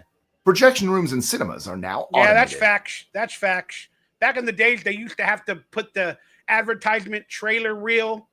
Then they'd have to put the next one. Then it started to become animated. Then when digital movies came out, they started to have hard drives that were sent, and they would download the movie, or hard drives would show up and they'd connect it to the computers that are projectors. And nowadays, probably everything's done online. The movie is not sent on film. The movie is sent through a website or a digital service where they download it or stream it to the theater. Yeah, I need to look into that. Sarah, there's always been cameras in theaters. I don't think in the 80s or 90s, like watching the audience. Maybe after the 2000s. Chances are your cinema is running itself. For you younger viewers out there, you might not even know what a projectionist is. But before the 2000s, this was a very specialized job. They would manage sound, video, and seamlessly swap out one reel for another, keeping the movie playing without interruption. Then came digital projection, I turning just clunky explained film all reels this. into files on a computer. That has made the I'm fucking knowledgeable, y'all. I swear I haven't seen this before. I'm knowledgeable. Projection rooms largely automated, and along with it, the profession of a projector has, well, faded to black. 13. Movie prices can change even a few minutes apart. Oh my God, they got surge pricing? Like Walmart? What are the other places with surge pricing? Fuck that. Even just a minute late could cost you a quarter of your ticket price. Fancy seeing a movie in the morning? That's where the word matinee comes from. But it's now used for daytime or early evening sessions before the peak time hits. For example, at some AMC theaters, prices before 4 p.m., the matinee price, can be 25% off. And these time limits are strict. Even if a movie starts at 4:02, the discount won't apply. So don't try your luck sweet talking the cashier. It's no use. That's true. 12. Not all sold out signs are real. Of course, they You try might to make still be able to get a ticket to a movie that's sold out. Allow me to explain. Some theaters use the sold out sign even when there are still seats. Why? Well, so the theater isn't too crowded. This can make the experience a little less comfortable for moviegoers. But if you understand how the system works, you can sometimes get in if you ask enough. But be warned, it will be pretty packed. 11. I hate packed theaters. I hate that. Back in the days, the chairs used to be so close to each other. And anytime they eat popcorn or whatever, even for me, I'm afraid that they hear me. I get anxiety. If I move, who gets the railing, you know, where you put your hand on? Do they get the left railing? Do I get the right railing? I hated that shit. Fucking hated it. Then movie theaters started to upgrade the seats. Then they made these like massage seats, you know, that would lean up for a bigger price, you know, to get more comfortability. Now, I fucking love those. But the movie theaters that still have that seating that's close to each other, I don't like it. I don't like it. I don't like it. Even though it's more comfortable, I'd prefer those seats that flip up or whatever the case may be, man.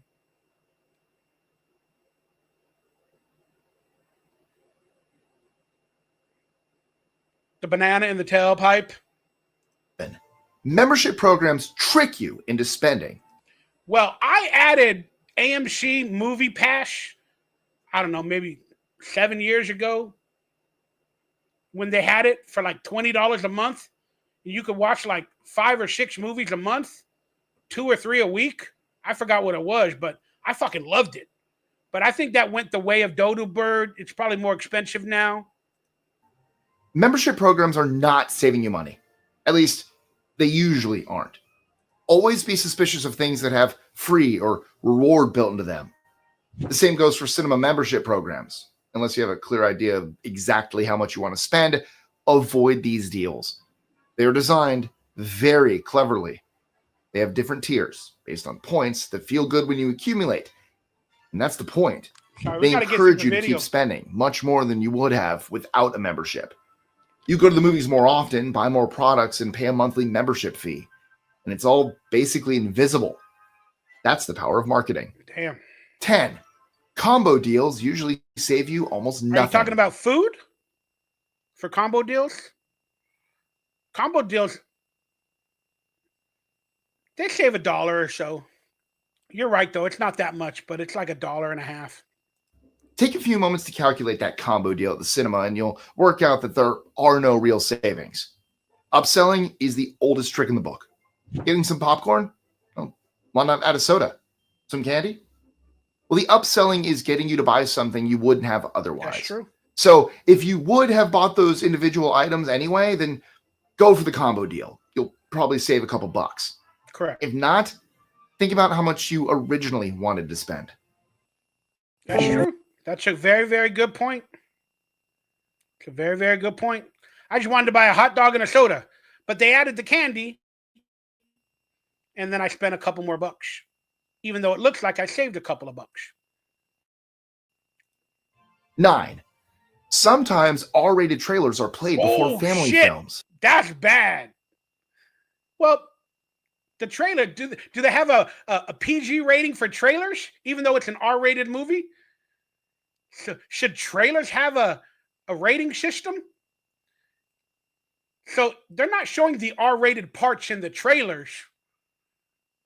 So the trailer's probably of an R-rated movie, but the trailer's PG-13 or PG. That's very interesting. Thank you, Mike Roberts, for the love and the support. And again, hit that thumbs up, that like, that subscribe button if you're having a good time. And if you feel like supporting me, this is how I trying to make a little bit of a living, podcasting. And the more love and the support that I get, the more times I'll live stream. Be careful which movie you take your kids to. There might be an R-rated clip before it even starts. What am I Don't be careful. They're not going to show anything bad. talking about? Well, unless it's Disney. Having trailers play before family films could be pretty extreme content. Like before a Marvel movie, some theaters previewed the movie Red Sparrow, which is rated R for violent sexual content and even torture. Action. Talk about not knowing your market. That's a good point, though. Is all action rated R? I don't know. 8. Some theaters sell day-old popcorn. See, these motherfuckers are doing the same shit I would do.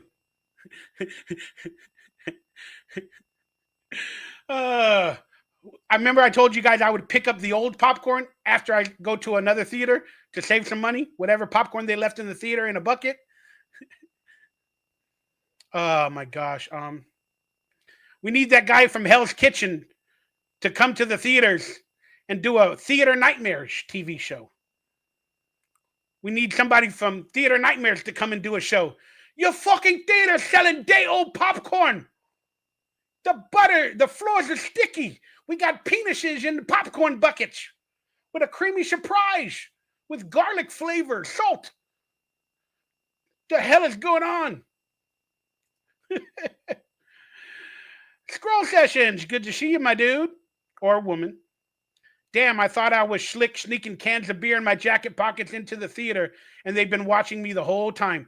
Nowadays, yeah, that's what's going on. That's what's going on, clearly. I used to sneak in candy. Again, my fat ass would sneak in candy. I had a theater back in the days that would sell $1 hot dogs. And I would buy it. But the candy was always $3, $4 for a candy. I'd go to the 99-cent store or the dollar store, whatever you guys call it, and I would buy a bunch of candy, stick it in my fucking pockets. And because I wore hip-hop pants, the big-ass fucking baggy pants, and I'm a fat person, so whenever I wear a jacket or baggy pants, I'm fat automatically.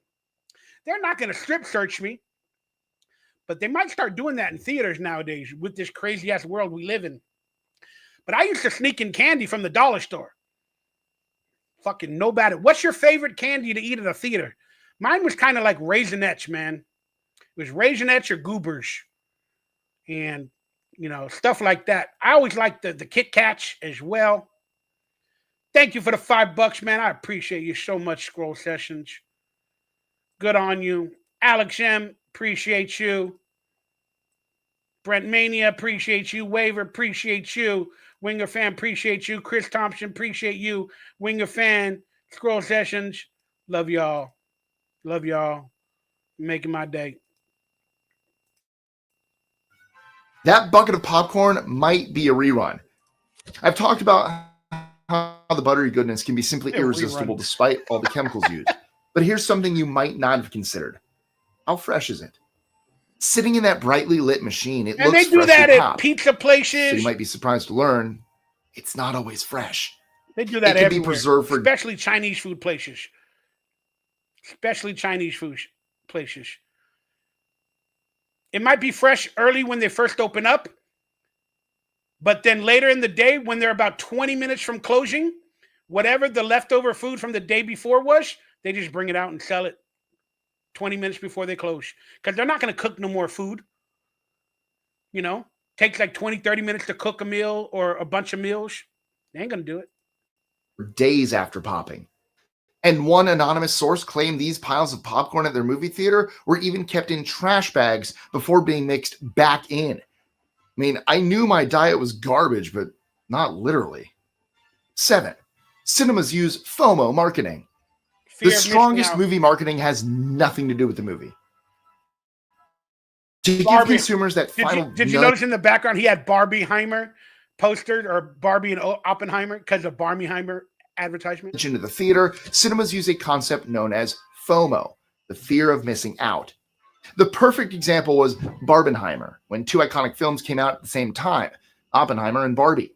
Their vastly different subject matter helped create the movie event of the year, where audiences watched both movies on the same day. The limited time event meant the product was urgent. This was a dream for cinemas, which often used the idea of exclusive offers and countdowns to put pressure on people to buy tickets. 6. Indie films are given the worst time slots. The movie theater is... Facts! Indie films are given the worst time slot.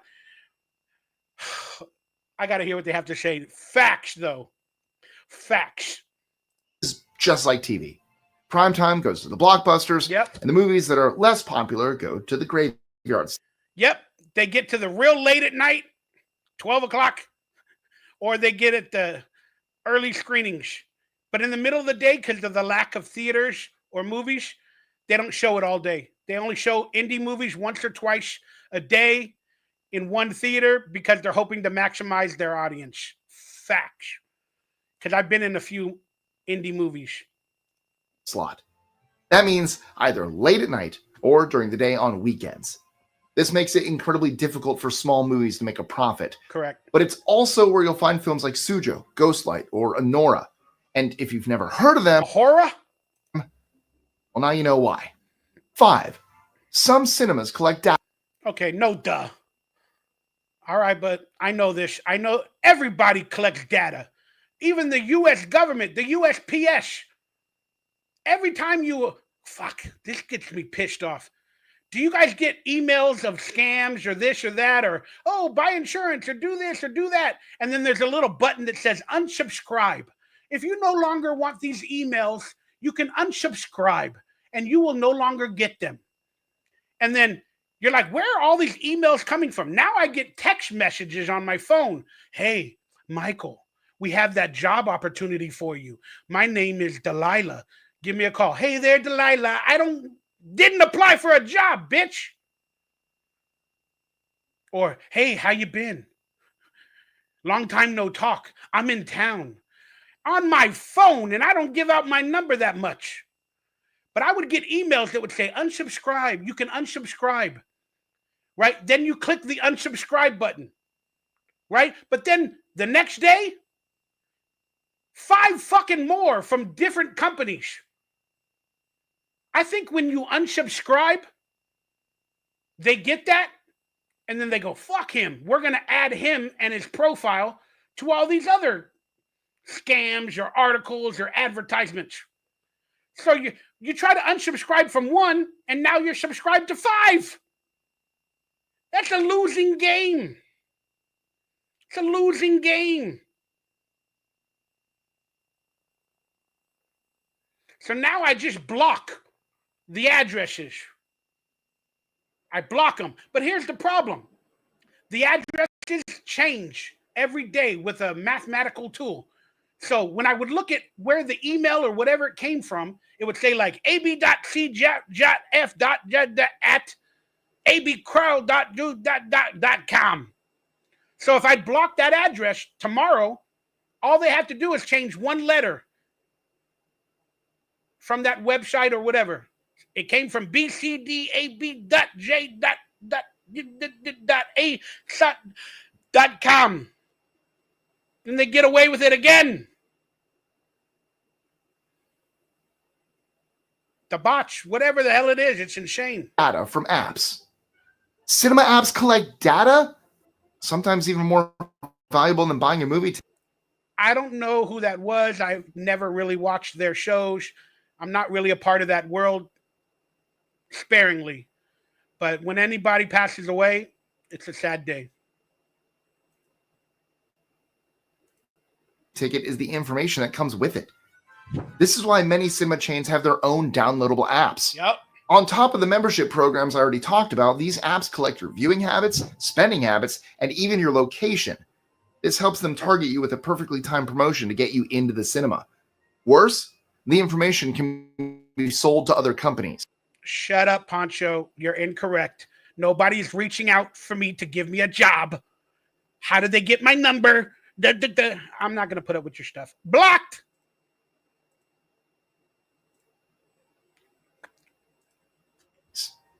Four, trailers are deliberately played too loud.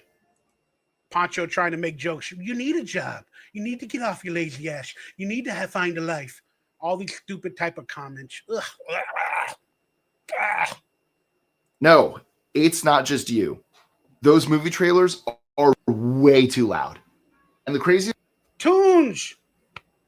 The only reason I'm doing any of these videos is because of you. I love you forever, my dude. I owe you the world. part, it's designed that way. It goes back to the sound. I bet Mikey did the popcorn trick with many times with the baddies. No.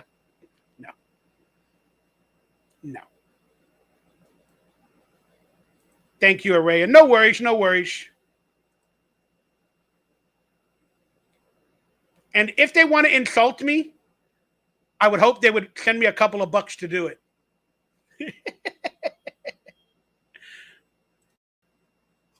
Sound wars of the 90s, when movies switched from analog film to digital, which gave studios surround sound, clearer audio, and higher volume ranges. No one latched onto this more than the trailer making industry. They found that the louder the volume, the more it grabbed people's attention. True. And I am not so sure about that logic. I mean, punching me in. Do you guys wish they had headphones in theaters? Would you guys prefer the THX or the Dolby Sound or whatever it's called nowadays? All the speakers, all the loud rumblings? Or would you guys like in a little area where they actually had headphones? Maybe 7.1 headphones or whatever the best headphones that are out there, where you guys can sit maybe in an area where you can just put on headphones. Again, people would say, why would you need that? But I've been losing my hearing. And sometimes my hearing, even on regular days, it goes out. Like for some reason it feels blocked or whatever, because I have a lot of ear problems. And it might be coagulated or whatever inside my ears. And it sounds like water or something like that when I hear it from a theater, from the speakers. But I kind of live my life in the apartment. I always use headphones to watch everything. And that's because when I have it in the room, I can't really turn it that loud if I'm having a bad hearing day because of my neighbors and stuff like that. And I'm sure I got thin walls. So I almost wear headphones for everything, to watch YouTube, to watch movies, to watch TV. But when I go to theaters, sometimes I have bad hearing days. Even though it's loud as fuck, I would rather hear the voices a little clearer through headphones. So in a weird way, I kind of would like a little area with headphones at theaters. Do you think that's possible? Would you take up that opportunity? I don't know. Is that interesting to you guys? Let me know. Oh, she brought up a good point, germs. You know what? Well, hopefully they would have like, what is that stuff called? Not lube. Sanitizer for that. You guys brought up a good point. Yeah, my headphones are all fucked up. You're exactly right. Almost all of my headphones break like on one end or the other. These ones are doing okay so far. But I don't know. Just that was an interesting thought to me.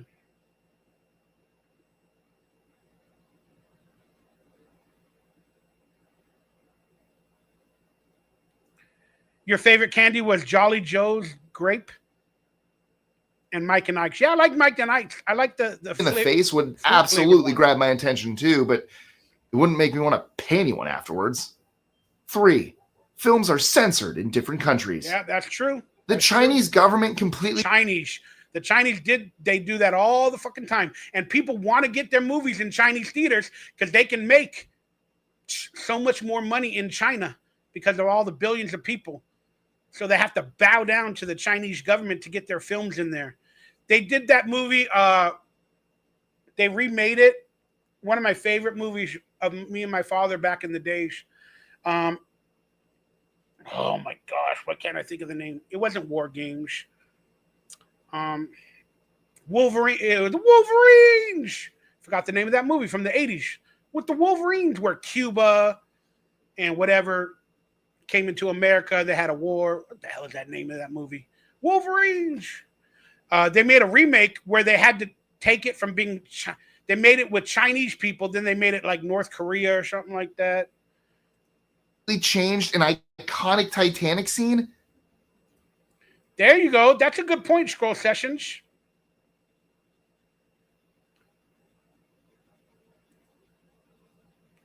I can take a joke sometimes. Sometimes, depending on the day. This is a good point, Scroll Sessions. Yeah, we could bring our own that would connect to theaters and Bluetooth. That's interesting, dude. That's interesting. There it is. A ray of light coming through with the victory. Red fucking Dawn. That's right. That's one of me and my father's greatest movies. Rest in peace, Dad. We watched that movie, and my dad would always love it, man.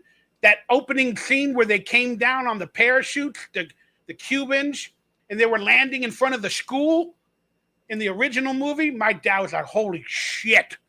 Because again, as Americans, we are spoiled.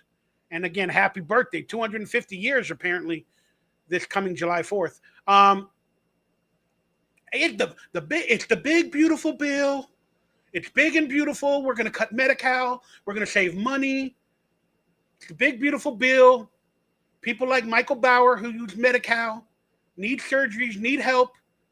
They're not going to be able to get it unless they get off their fat ass, unless they go to work, unless you need to work 60 hours a week to get on my socialistic Medi-Cal program.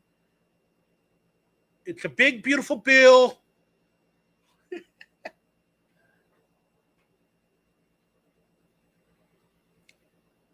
But Red Dawn, man, my goodness gracious. The remake sucked ass. Avenge me!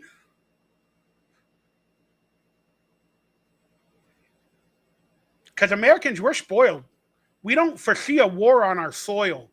So that's why, in my dad's eyes and my eyes back in the days, to have a war on our soil, whether it be the Cubans, the Mexicans, the Canadians, or whoever's close to attack, the Japanese, whatever, like with Pearl Harbor, we're kind of spoiled. We don't ever see we don't ever see that. Yeah, I like airport seats that have the audio jack built into the chair. Me too. Me too. But again, most headphones don't always have the audio jack. Some of the Bluetooth. Big Trouble, I respect how you took care of your dad till the end. Yeah, well, my brother did as well. We did our best. Love the guy. And though the end is near and you reach the final curtain. All right, I'm done. Different versions are released in different countries. When you think about it, kind of makes sense. Different countries have different beliefs on politics, sex, and violence. And instead of outright banning films, some governments will just. It took me an hour and a half to watch this. Take the movie Rocketman. 15-minute Elton video John's gay relationship was edited out in Russia.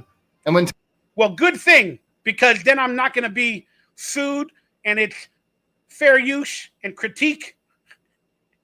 Titanic was re-released in 3D in 2012, the Chinese government only showed Rose from the neck up in that nude scene.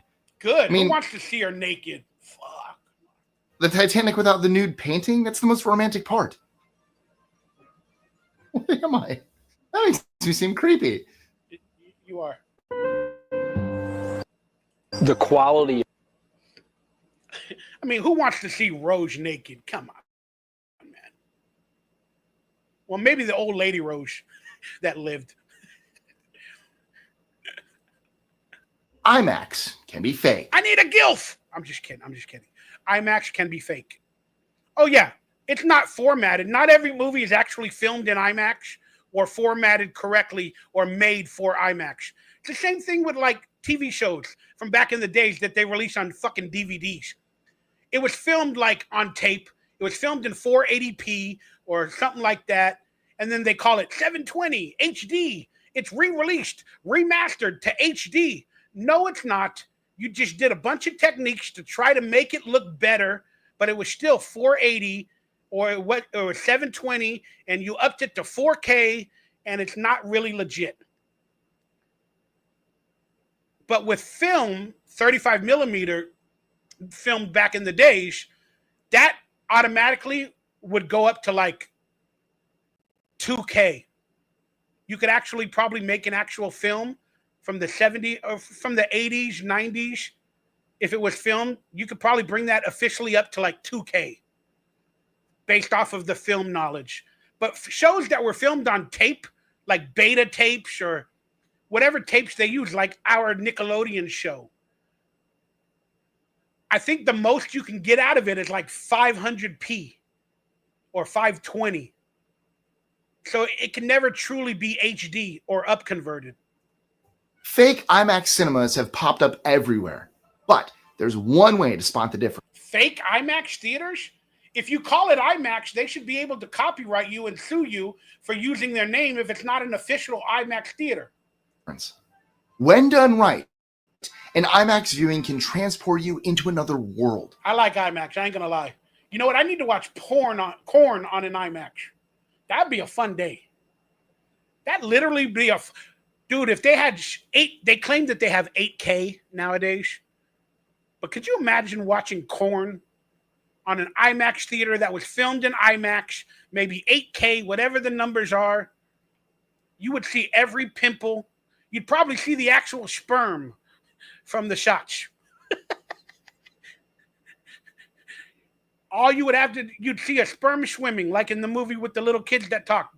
What was it called? Baby Talk? No, not Baby Talk. What's that other classic movie where the babies talked with John Travolta?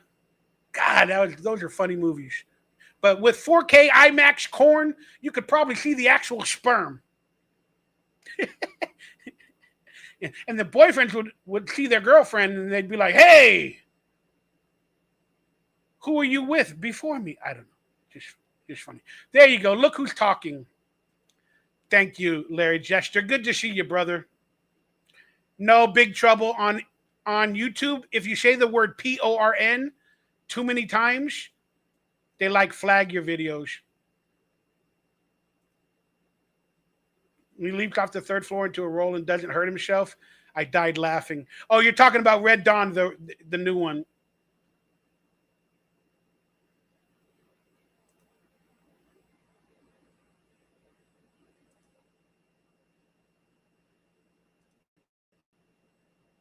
Christopher Nolan has called it the gold standard of motion picture photography. But not all IMAX cinemas are created equal.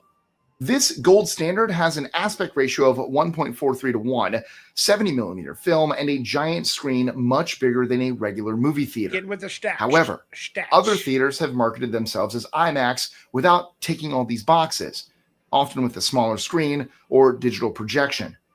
One way to spot them: if it says filmed for IMAX, it means that the production and the projection of the film was digital, not true IMAX. These sound like nerdy details, but if you're paying more for a ticket, expect more. 1. Some movie theaters use dynamic pricing. The future of cinemas may look more like an airline.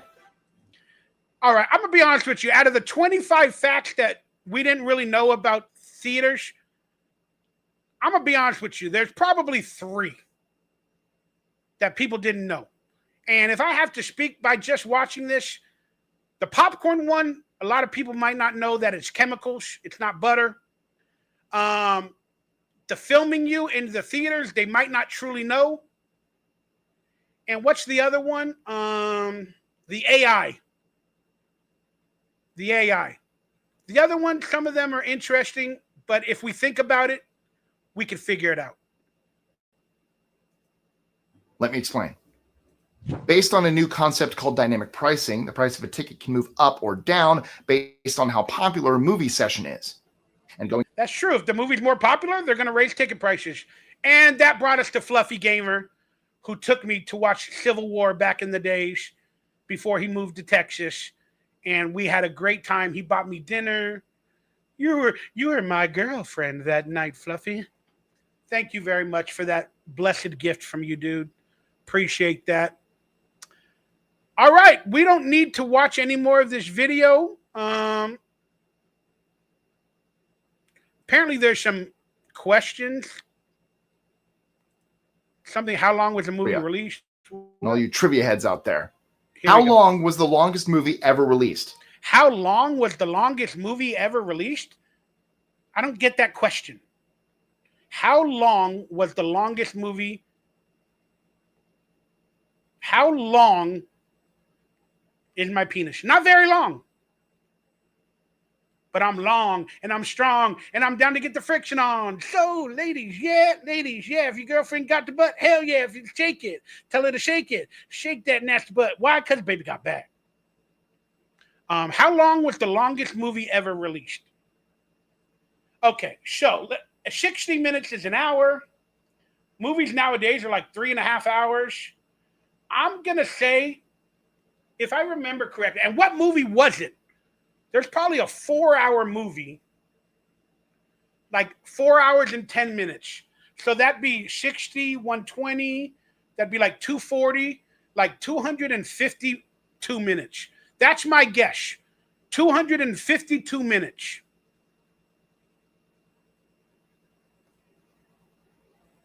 And what movie would it be? I have no fucking clue. It's probably a war movie, a documentary, or something like that. Okay, you guys are saying 3 hours and 35 minutes, 3.5 from Toons, Braveheart. Big Trouble, we got to stop talking about penises, bro. That's my fault. I blame me. The Stand. J5 said 335. I don't know. Let's figure it out. A, 9 hours. B, 13 Oh, it's multiple choice. Okay. 9 hours, 13 C, hours. 2 days. Or D, 30. 2 days. 35 days. How long was the longest movie ever released? But now we get into semantics. It might have been released. And if it was 2 days or 35 days, it might have been movies like Roots. But that was like a TV show. It might have been released. And are we talking theaters or VHS? I'm confused. But for all sake and enjoyment of this question, because we can get into semantics, I'm going to say 9 hours. Because if it was released in a movie theater, you could only watch it in one day. I'm going to say 9 hours. That really makes no sense to me. Toons is like, I can barely watch a 2-hour movie. Again, about 3 hours or three. If it's a good movie, 3 hours, 3.5 is at most. Yeah, I don't know what the fuck's going on. Hey, I got one.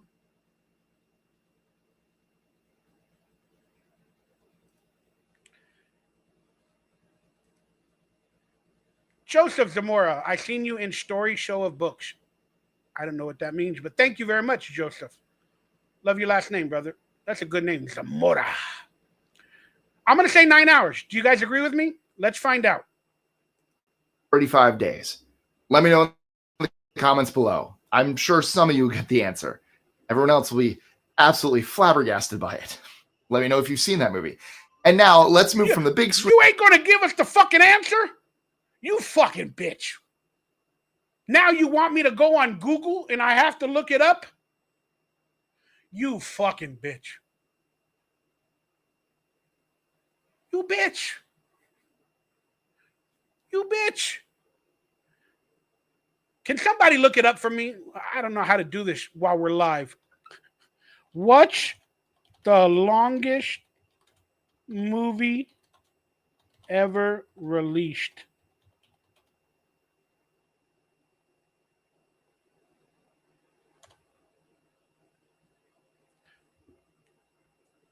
$1968. According to this, what's the longest movie? 151. I can't show it on screen, guys. I don't know how to get it pop up on my screen. What the fuck? List of longest films by running time, according to IMDb. Why can't I get this on screen? Okay, here we go. I don't know how to get this on screen. Logistics. Oh, somebody wrote it. And now this. Logistics. From 2012. 857 hours.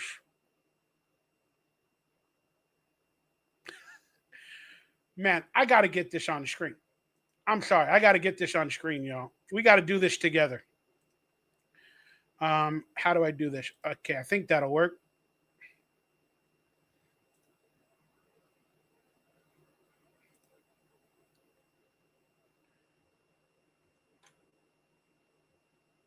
Logistics, 2012. Then the next one is the longest video on YouTube. Oh, I didn't ask that. I was asking about movies being released. 6.5 hours, modern times, whatever. Angry Asians Murder Hornets, 1 hour, longest movie ever. Nope. in Goosebumps episode, Michael? Goosebumps? Is that what you're talking about? Goosebumps? I don't know. So there it is, logistics. Does it have actors?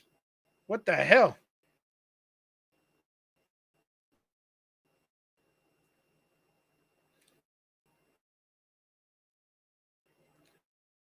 The production cycle of a chronological order.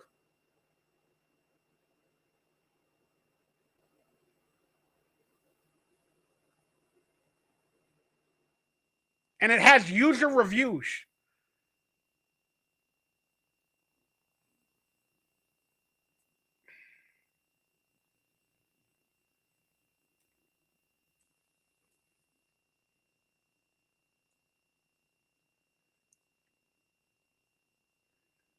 Sorry, guys, about all the internet problems. A very sad movie.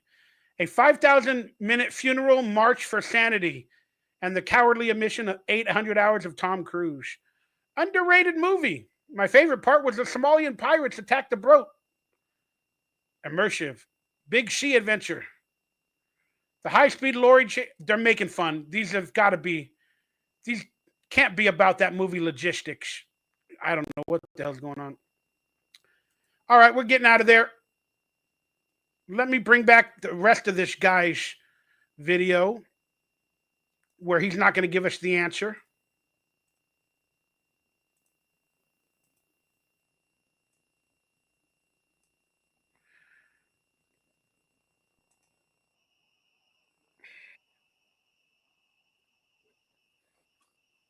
Scheme to The Simpsons being completely copied. Click here to watch 25 funny ripoffs of the most popular. All right, you're just giving us your videos. So we're done with that. I don't know. Did you guys enjoy that movie facts? I probably talked too much. My apologies.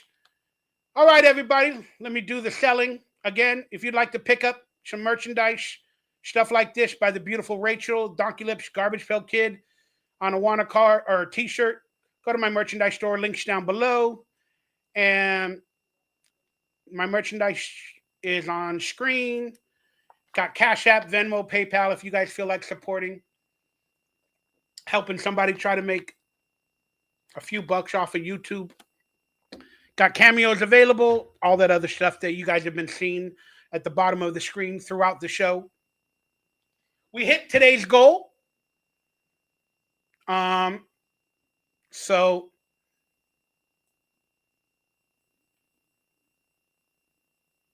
I can just log off. I'm just kidding. Rachel is hot. Yeah. So is Array of Light. Checked her out. So is Kelly. So is Sarah Osborne. All you women are freaking beautiful.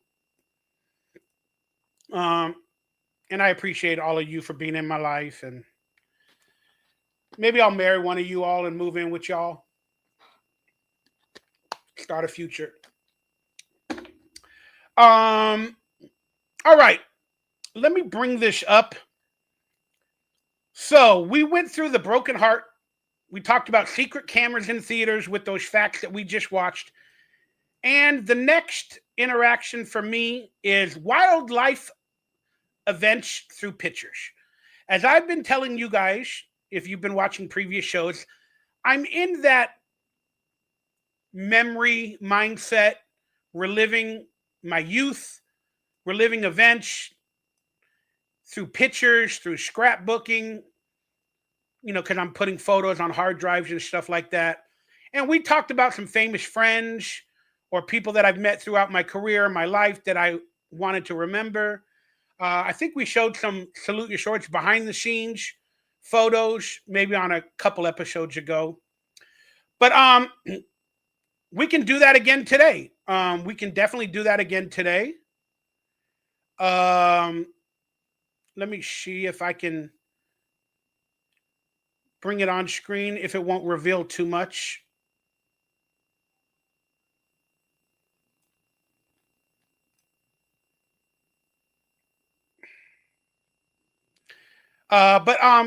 So I need you guys to pick. I need you guys to pick from some of these events that I've been to that we can share a photo slideshow from maybe an event or two. So I have these in folders for some reason, and one of them, I don't know if I can show it on screen or if I should, because people get into computer worlds or whatever the hell. But I just want to make sure that I'm not showing anything that's bad. But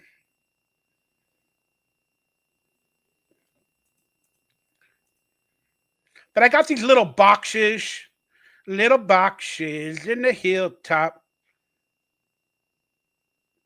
of these little folders that I'm trying to make interesting. So we can look from amusement parks and adventures at amusement parks, like award ceremonies or winning awards, or we can go through some birthdays when I went to Broadway, some conventions, some festivals, whether it be music or this or that. I guess me hanging out with other friends, holidays. We can show some events that were at holidays, some movie premieres that I went to, from some museums. I don't know why that one's separate. Player One Arcade event, poker, when I go out and play poker, some signings that I've done or been a part of, sporting events that I took some pictures for, tickets. I don't know what that means. Travel. Oh, when I travel, I guess I got them separated. And then weddings that I've been to. Do any of those seek your enjoyment that you want to see, or should I just pick one? And there's a bunch of different ones that I can look at once I get in there. But again, I'm afraid to share the screen because I have to look at it before I publicly put anything.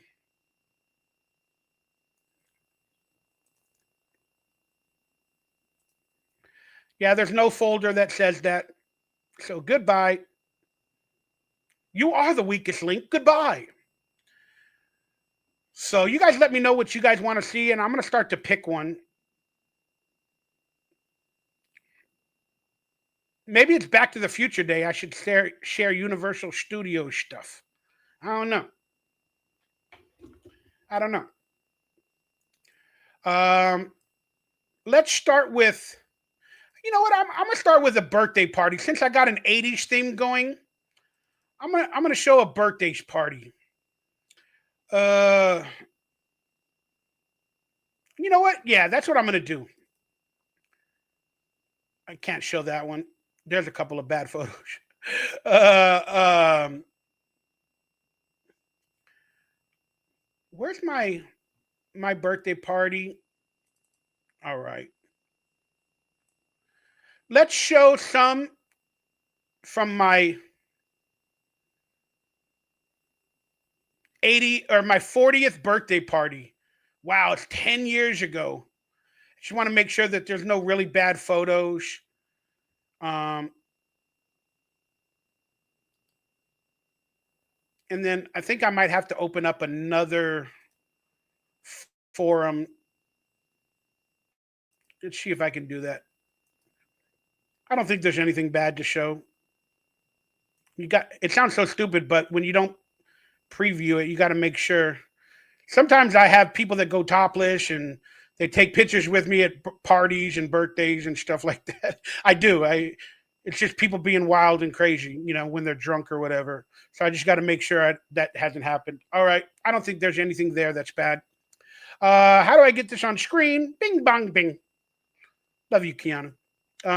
Share the screen, and we'll share some of these photos. This is from my 40th birthday bash in 2015. Wow.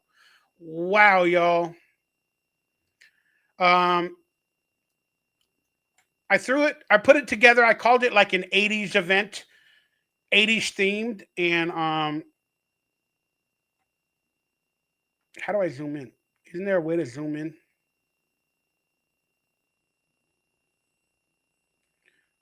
Isn't there like a zoom button? Oh, there we go. That was a fun party because it was my 40th birthday party. I figured, fuck it, man. Let's go all out and let's double the 40 and make it an 80s themed party.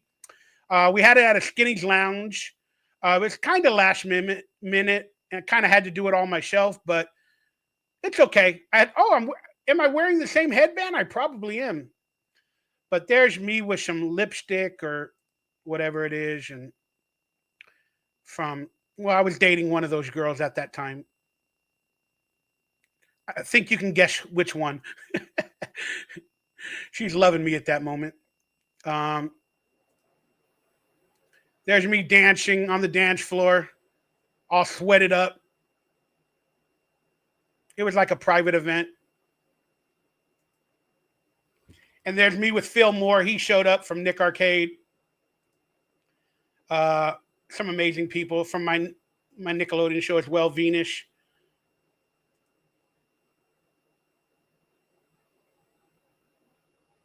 I'm fashionable. When I go out, I live it up. I do my best. I live it up. I do my best, y'all. I do my best. There's Wet Movie 1, Brendan, when he's skinny. And he's wearing a Back to the Future shirt on Back to the Future Day today. That's amazing. Oh, God.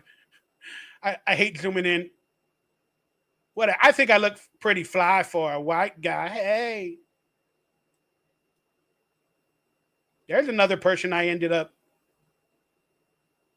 going out with in later years. Pretty interesting. What am I doing? The Karate Kid, the RoboCop? So again, I'm just going through memories and reliving a few different things. And I wish I had more time when I threw the party to really get everybody to go that I invited. But hey, shit happens. Shit happens. But we had some good people turn out.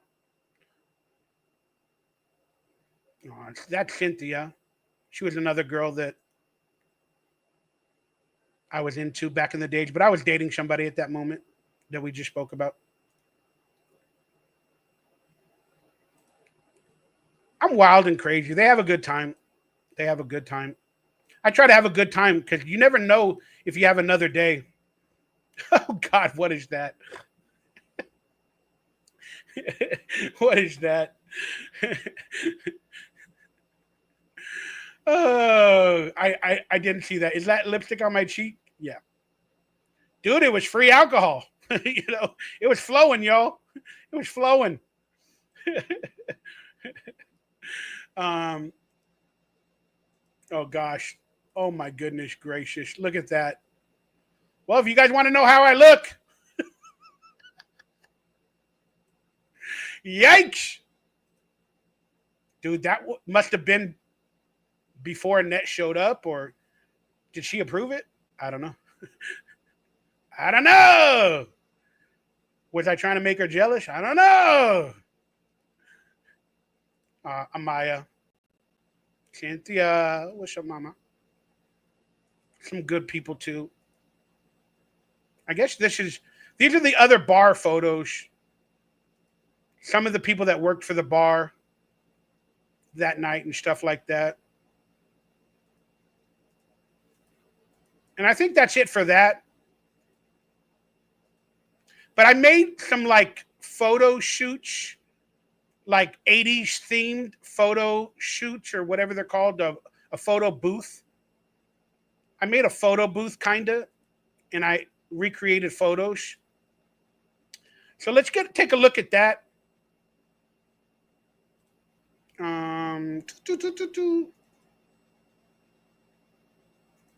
What does converted mean? What does converted mean when I converted these photos?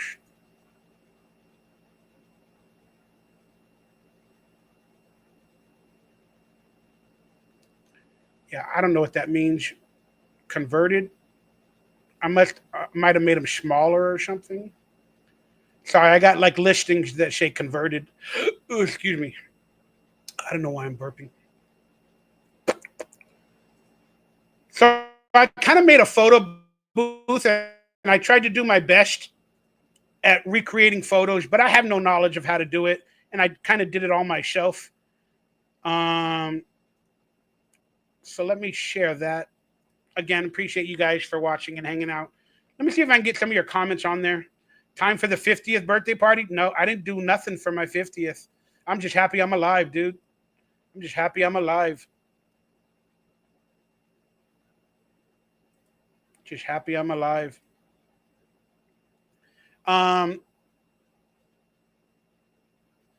Okay, is it on screen? There we go.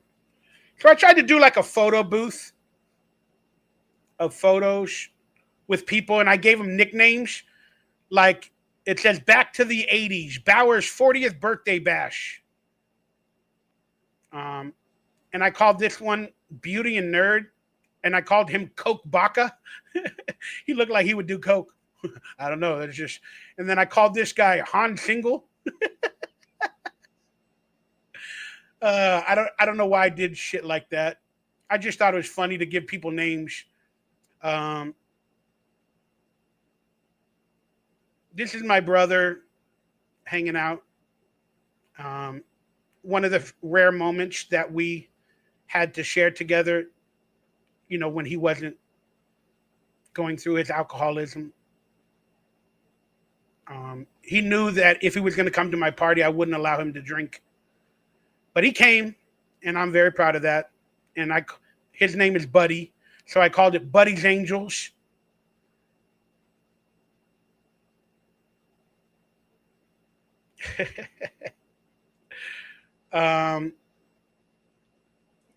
Mikey's Angels. This one of my best friend, his brother, his name is Andrew. I grew up with him playing Jaguar in his room. We would hang out at his house in Bel Air with his parents, with my best friend, his brother. His name is Andrew. So I called him Awesome Andy. And I called myself Bower Power for that day with the photo booth. Then we got pictures of Brendan. Oh, why everything itching? We got Bloggin' Brendan. I called him Bloggin' because he does vlogs. I called it the Movie Review Crew. Called myself Bower Power again.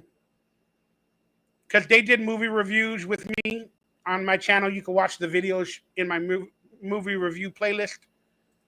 And she was like a bartender.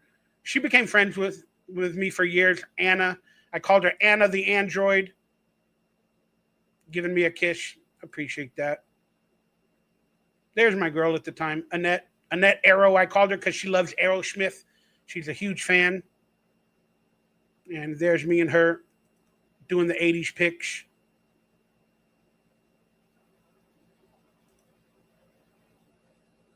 She was also on a Nickelodeon show, Wild and Crazy Kids.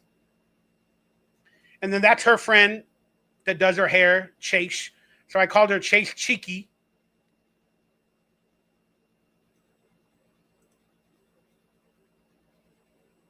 And again, I have the picture of the guy from Aerosmith here in the photo because she loves him.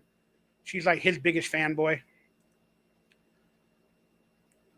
We are the cutest couple in the world. Aww. This is a cool photo. I love this photo. This is like a snapshot of like 5 shots in a row. I should be married by now. I've had some beautiful women, but I think I'm the problem. I know I'm the problem, but I love it. I love it. Love it, love it, love it. Why do women like to bite? They like to bite so much. They like to bite and kiss and bite.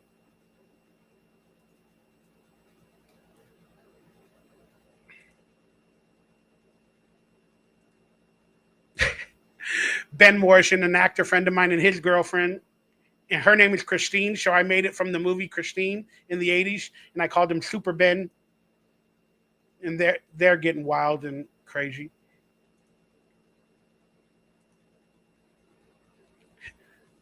That's my dentist, Dr. Gabe. I introduced him to the guy from Storage Wars, and now they're friends. He was on Storage Wars, but that's Gold Tooth Gabe. Ginger Greg and what happened? Ginger Greg and Mandy Mystery, because she was hiding her face. And he's a ginger.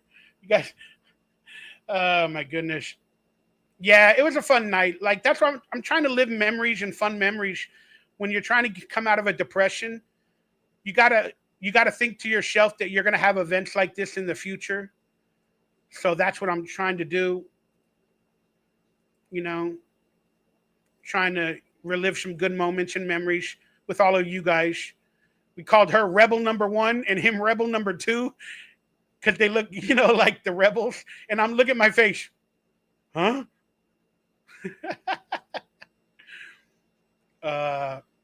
Aaron, his name is Aaron, and his girlfriend, Amaya, at the time. This is a cool one. That's my friend Andrew. We made like a Double Dare type of background with the green screen. That was the DJ of the party. He calls himself DJ Bowie. He plays the greatest 80s hits for me that night. We got Barry Brew, Jazzy Jeff, Candy Candish, Dynamite, Danielson. Oh my God. What happened? Why can't I zoom in correctly? I called him Danielson. I called her Wild Wendy, DJ Bowie, Barry Brew, Jazzy Jeff holding the radio, Candy Candish, and Dynamite. That's funny shit, y'all. Rebel 1 and 2 together. Me and Blog and Brendan together. My brother, DJ Buddy Love. I got him alone doing his thing. I wanted him to have a good night through all the pain and whatever. Then, look at her shirt. I called her, that's at the time my GF friend Chase. She wore a shirt of Chris Chambers from Stand By Me. So I wrote Chris Chambers there. Look, from Stand By Me. What a great 80s night, man. Back to the 80s. Bower's 40th birthday bash.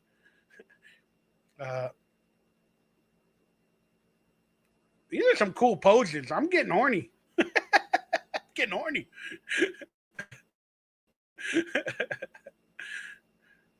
Crystal showed up. That's right. With her boyfriend or her husband now. She's amazing. Crystal Friedman. I called her the Dark Crystal. What did I call him? Turbo Boom. Candy Candish. DJ Boy, Jumpin' John, Gold Tooth Gabe. They are hilarious, dude. One of my best friends, he's now married to a different woman, but Gaming Gil, I called him Gaming Gil, and he wore a turtle shirt, and his girlfriend at the time wore a Goonie shirt. Gabby the Goonie. These are great pictures. Rockin' Ryan Grassmeyer, Gold Tooth Gabe, just a bunch of people getting in one photo. Phil Arcade, Hipster Harry from Nick Arcade. That's awesome. Hipster Harry, Aaron McFly, Jumpin' John, Kooky Kyle. Sorry, guys. There's Liz. Oh, I love you, Liz. Still one of my best friends in life. Latin Liz, I called her. She helped me out a lot that day too. She helped me set up. She got there like an hour early, helped me do a bunch of things.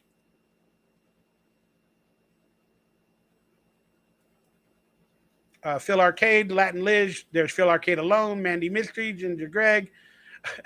Other friends of mine. I called him Sidekick because I didn't know his name. I called him Sidekick. And then my boy Ray, he's an actor as well. Been in a bunch of movies and TV shows. Ray.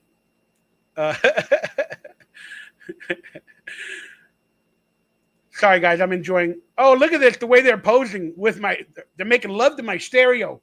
That's pretty hot. That's pretty hot, y'all. Making love to my stereo. It's a real boombox. It's a real boombox. Who wrote that? Tunes. It's a real boombox, man. I got it in my other room. I bought it at a thrift store for like $7. I don't know when, but probably 20 years ago. Found it at the thrift store. And it worked. It just had a little bit of a ripped speaker. And it had a cockroach in it. It had like a dead cockroach. And it became a transparent cockroach body. And it's still there. I'll show it in another video. But like the body's disintegrated little by little. It was in where you changed the radio station. It had a cockroach body in there. So that means there's probably cockroaches inside. But it worked. I haven't checked it recently. But it worked. And then it did fall one day. It was in my garage. And it fell down one day. And it kind of cracked the top and the handle a little bit. But it's still worth like $1,000 online, that stereo. I need to sell it. I need the fucking money. I need somebody to buy it as is. But they can fix the speaker with like a tape or a tar, and they could probably replace a couple of knobs or something, but it works for the most part. You know what? I need to make a video where I check it. It doesn't have the battery back, the thing to hold the batteries in. It's missing the battery piece, but you can plug it in. I need to do that, dude. Yeah, they're like D batteries, dude. It needs like 8 of them. You're right, dude. Look, she loves it. Yeah, Mandy's awesome. My boy Rockin' Ryan G. And then I call this Miami Vice the D-list squad. Like, because I'm a D-list actor, he's a D-list actor. I call this the D-list squad. The D-list squad, Miami Vice. Because we kind of look like Miami Vice in a way. I kind of did. Dude, I need a Cobra Kai or I need a Daniel LaRusso fucking headband, dude. Really badly. A lot of people think it's black, but it's blue. He got a good shirt. Huey Lewis in the News. Look at that. Look at that. Huey Lewis in the News, y'all. We recreated Say Anything with the Sidekick. In your eyes, the light, the heat in your eyes. I am complete in your eyes. The light, the heat in your eyes. I want to feel the sky and touch the sky in your eyes. Guess what, y'all? I live probably 10 blocks away from where they filmed that scene in front of Amelia Earhart Park in North Hollywood, across the street from the 7-Eleven. But they filmed that exact scene in Say Anything, where he holds it up at Amelia Earhart Park. I don't know if that's the name of it anymore, but I live probably 12 blocks away, and pretty damn awesome, right? That I can go and visit that exact location. There's also a scene in Say Anything where they're walking out of the 7-Eleven that's across the street. I believe it's Magnolia Boulevard. It's like Magnolia and Colfax or Tahunga. It might be Magnolia and Tahunga. Arrayalite, have a beautiful day. You can watch the rest later. I'm probably only going to be online another 30 minutes. Love you all. But yeah, man, I live close to that place.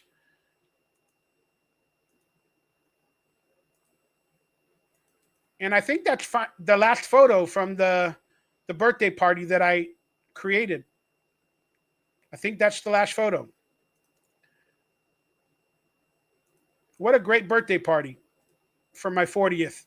I should have done something for my 50th, but I'm an F up and I just couldn't get out of the house, or it still cost a little bit of money and health to do a bunch of these things.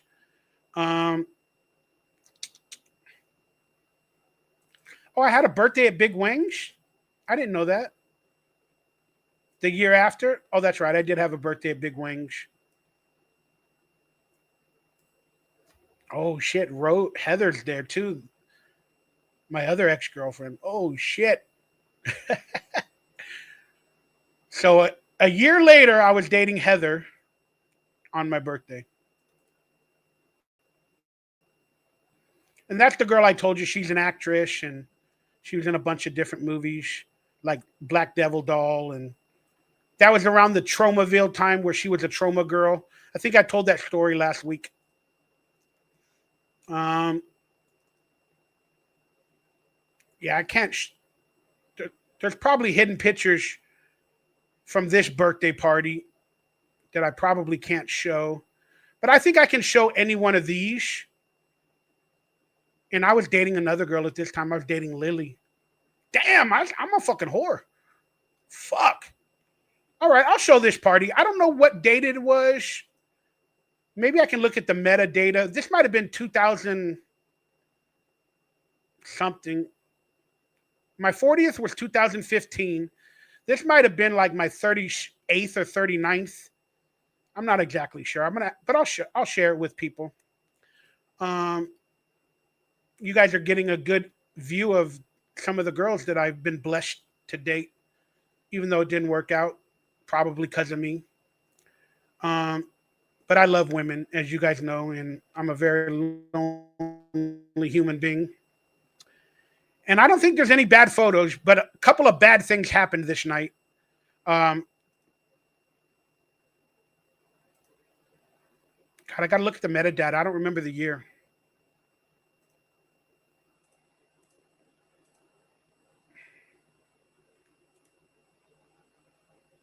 So I was dating this girl, Lily, at that time. That's her. I had a birthday party at a nightclub, like in Hollywood, at an official nightclub. These are friends of mine. I look nice. I look really nice. I like when I clean up. I look really nice.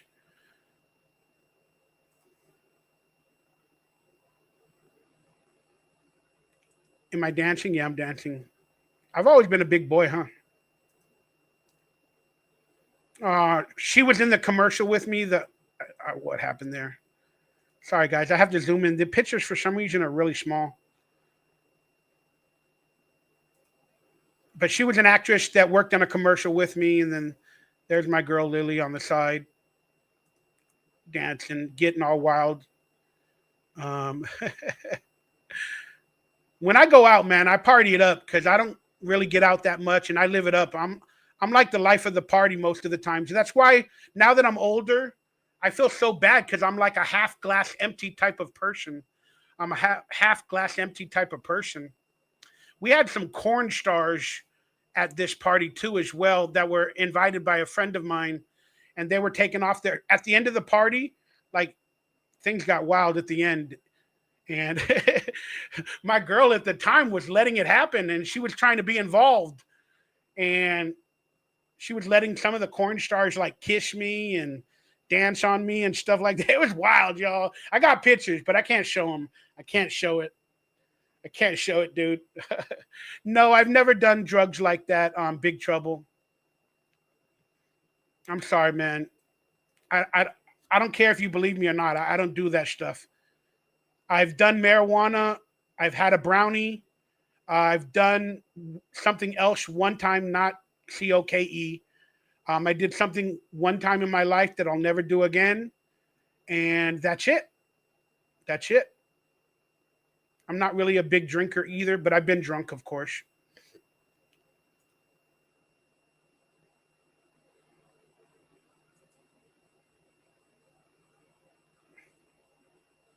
I wonder how she's doing. I haven't talked to her for a while. We had a bad breakup. She's one of the corn stars. She might not look recognizable. I forgot the names, but she was one of them.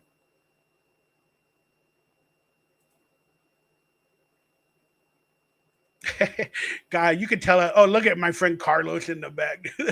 What's going on? What's going on? See, guys, I know you think all I do is sit at home and do nothing, which is kind of true. But when I do have an event or I go out, I try to make it as memorable and as special as possible, because you got to live life in those moments. You got to take advantage of every opportunity. And I love women. I mean, I just do. And sometimes women are drawn to me because they enjoy that side of my life. You know, when I'm going out trying to be the life of the party, and maybe they think I'm famous, whatever. But when most of the time when they get to know the true Michael that is at home, I'm more quiet, more reserved, and I have a lot of problems, health or this or financial or whatever the case may be. You know, the image of me to them, it disappears. And, you know, what they thought I was is not what I truly am. You know what I'm trying to say? And they don't want to take on my baggage or whatever. So, you know, I've had a lot of girlfriends, but I've never officially dated longer than a year. Really haven't. Never been fiancéed, never asked a girl to marry me, nothing. There's my friend Bo. Oh, I gotta hit him up for our fantasy football league coming up. Oh, that's adding stress to me. I gotta start dealing with fantasy football stuff because I got a couple of leagues. If you guys want to join, let me know. I'm a gooner every day. What's up, Zeke? Good to see you all. Once again, super chats will be read quicker. Typical Bauer Tower. It's common. It's easier to play it safe, but then you exist instead of life. Fortune favors the bold. You'll make it. I love women as well, but they love me. Nope. Confidence, Brent. Confidence. There's somebody out there for everybody, Brent. Again, you hear this all the time. It's true. Confidence. If you're at a good place in your life and you don't give a fuck and you know you are the prize and you have confidence, women will be drawn to you. And there will be some women that like your looks. So, confidence, man. That's what I've been lacking for a good few years now. Confidence. There's my friend Bo and Carlos. He's another actor as well. He was in that movie about the running with the Latin kids that ran, that starred, Dennis Quaid. I don't know. I forgot the name of the movie. They're still friends in my life to this day.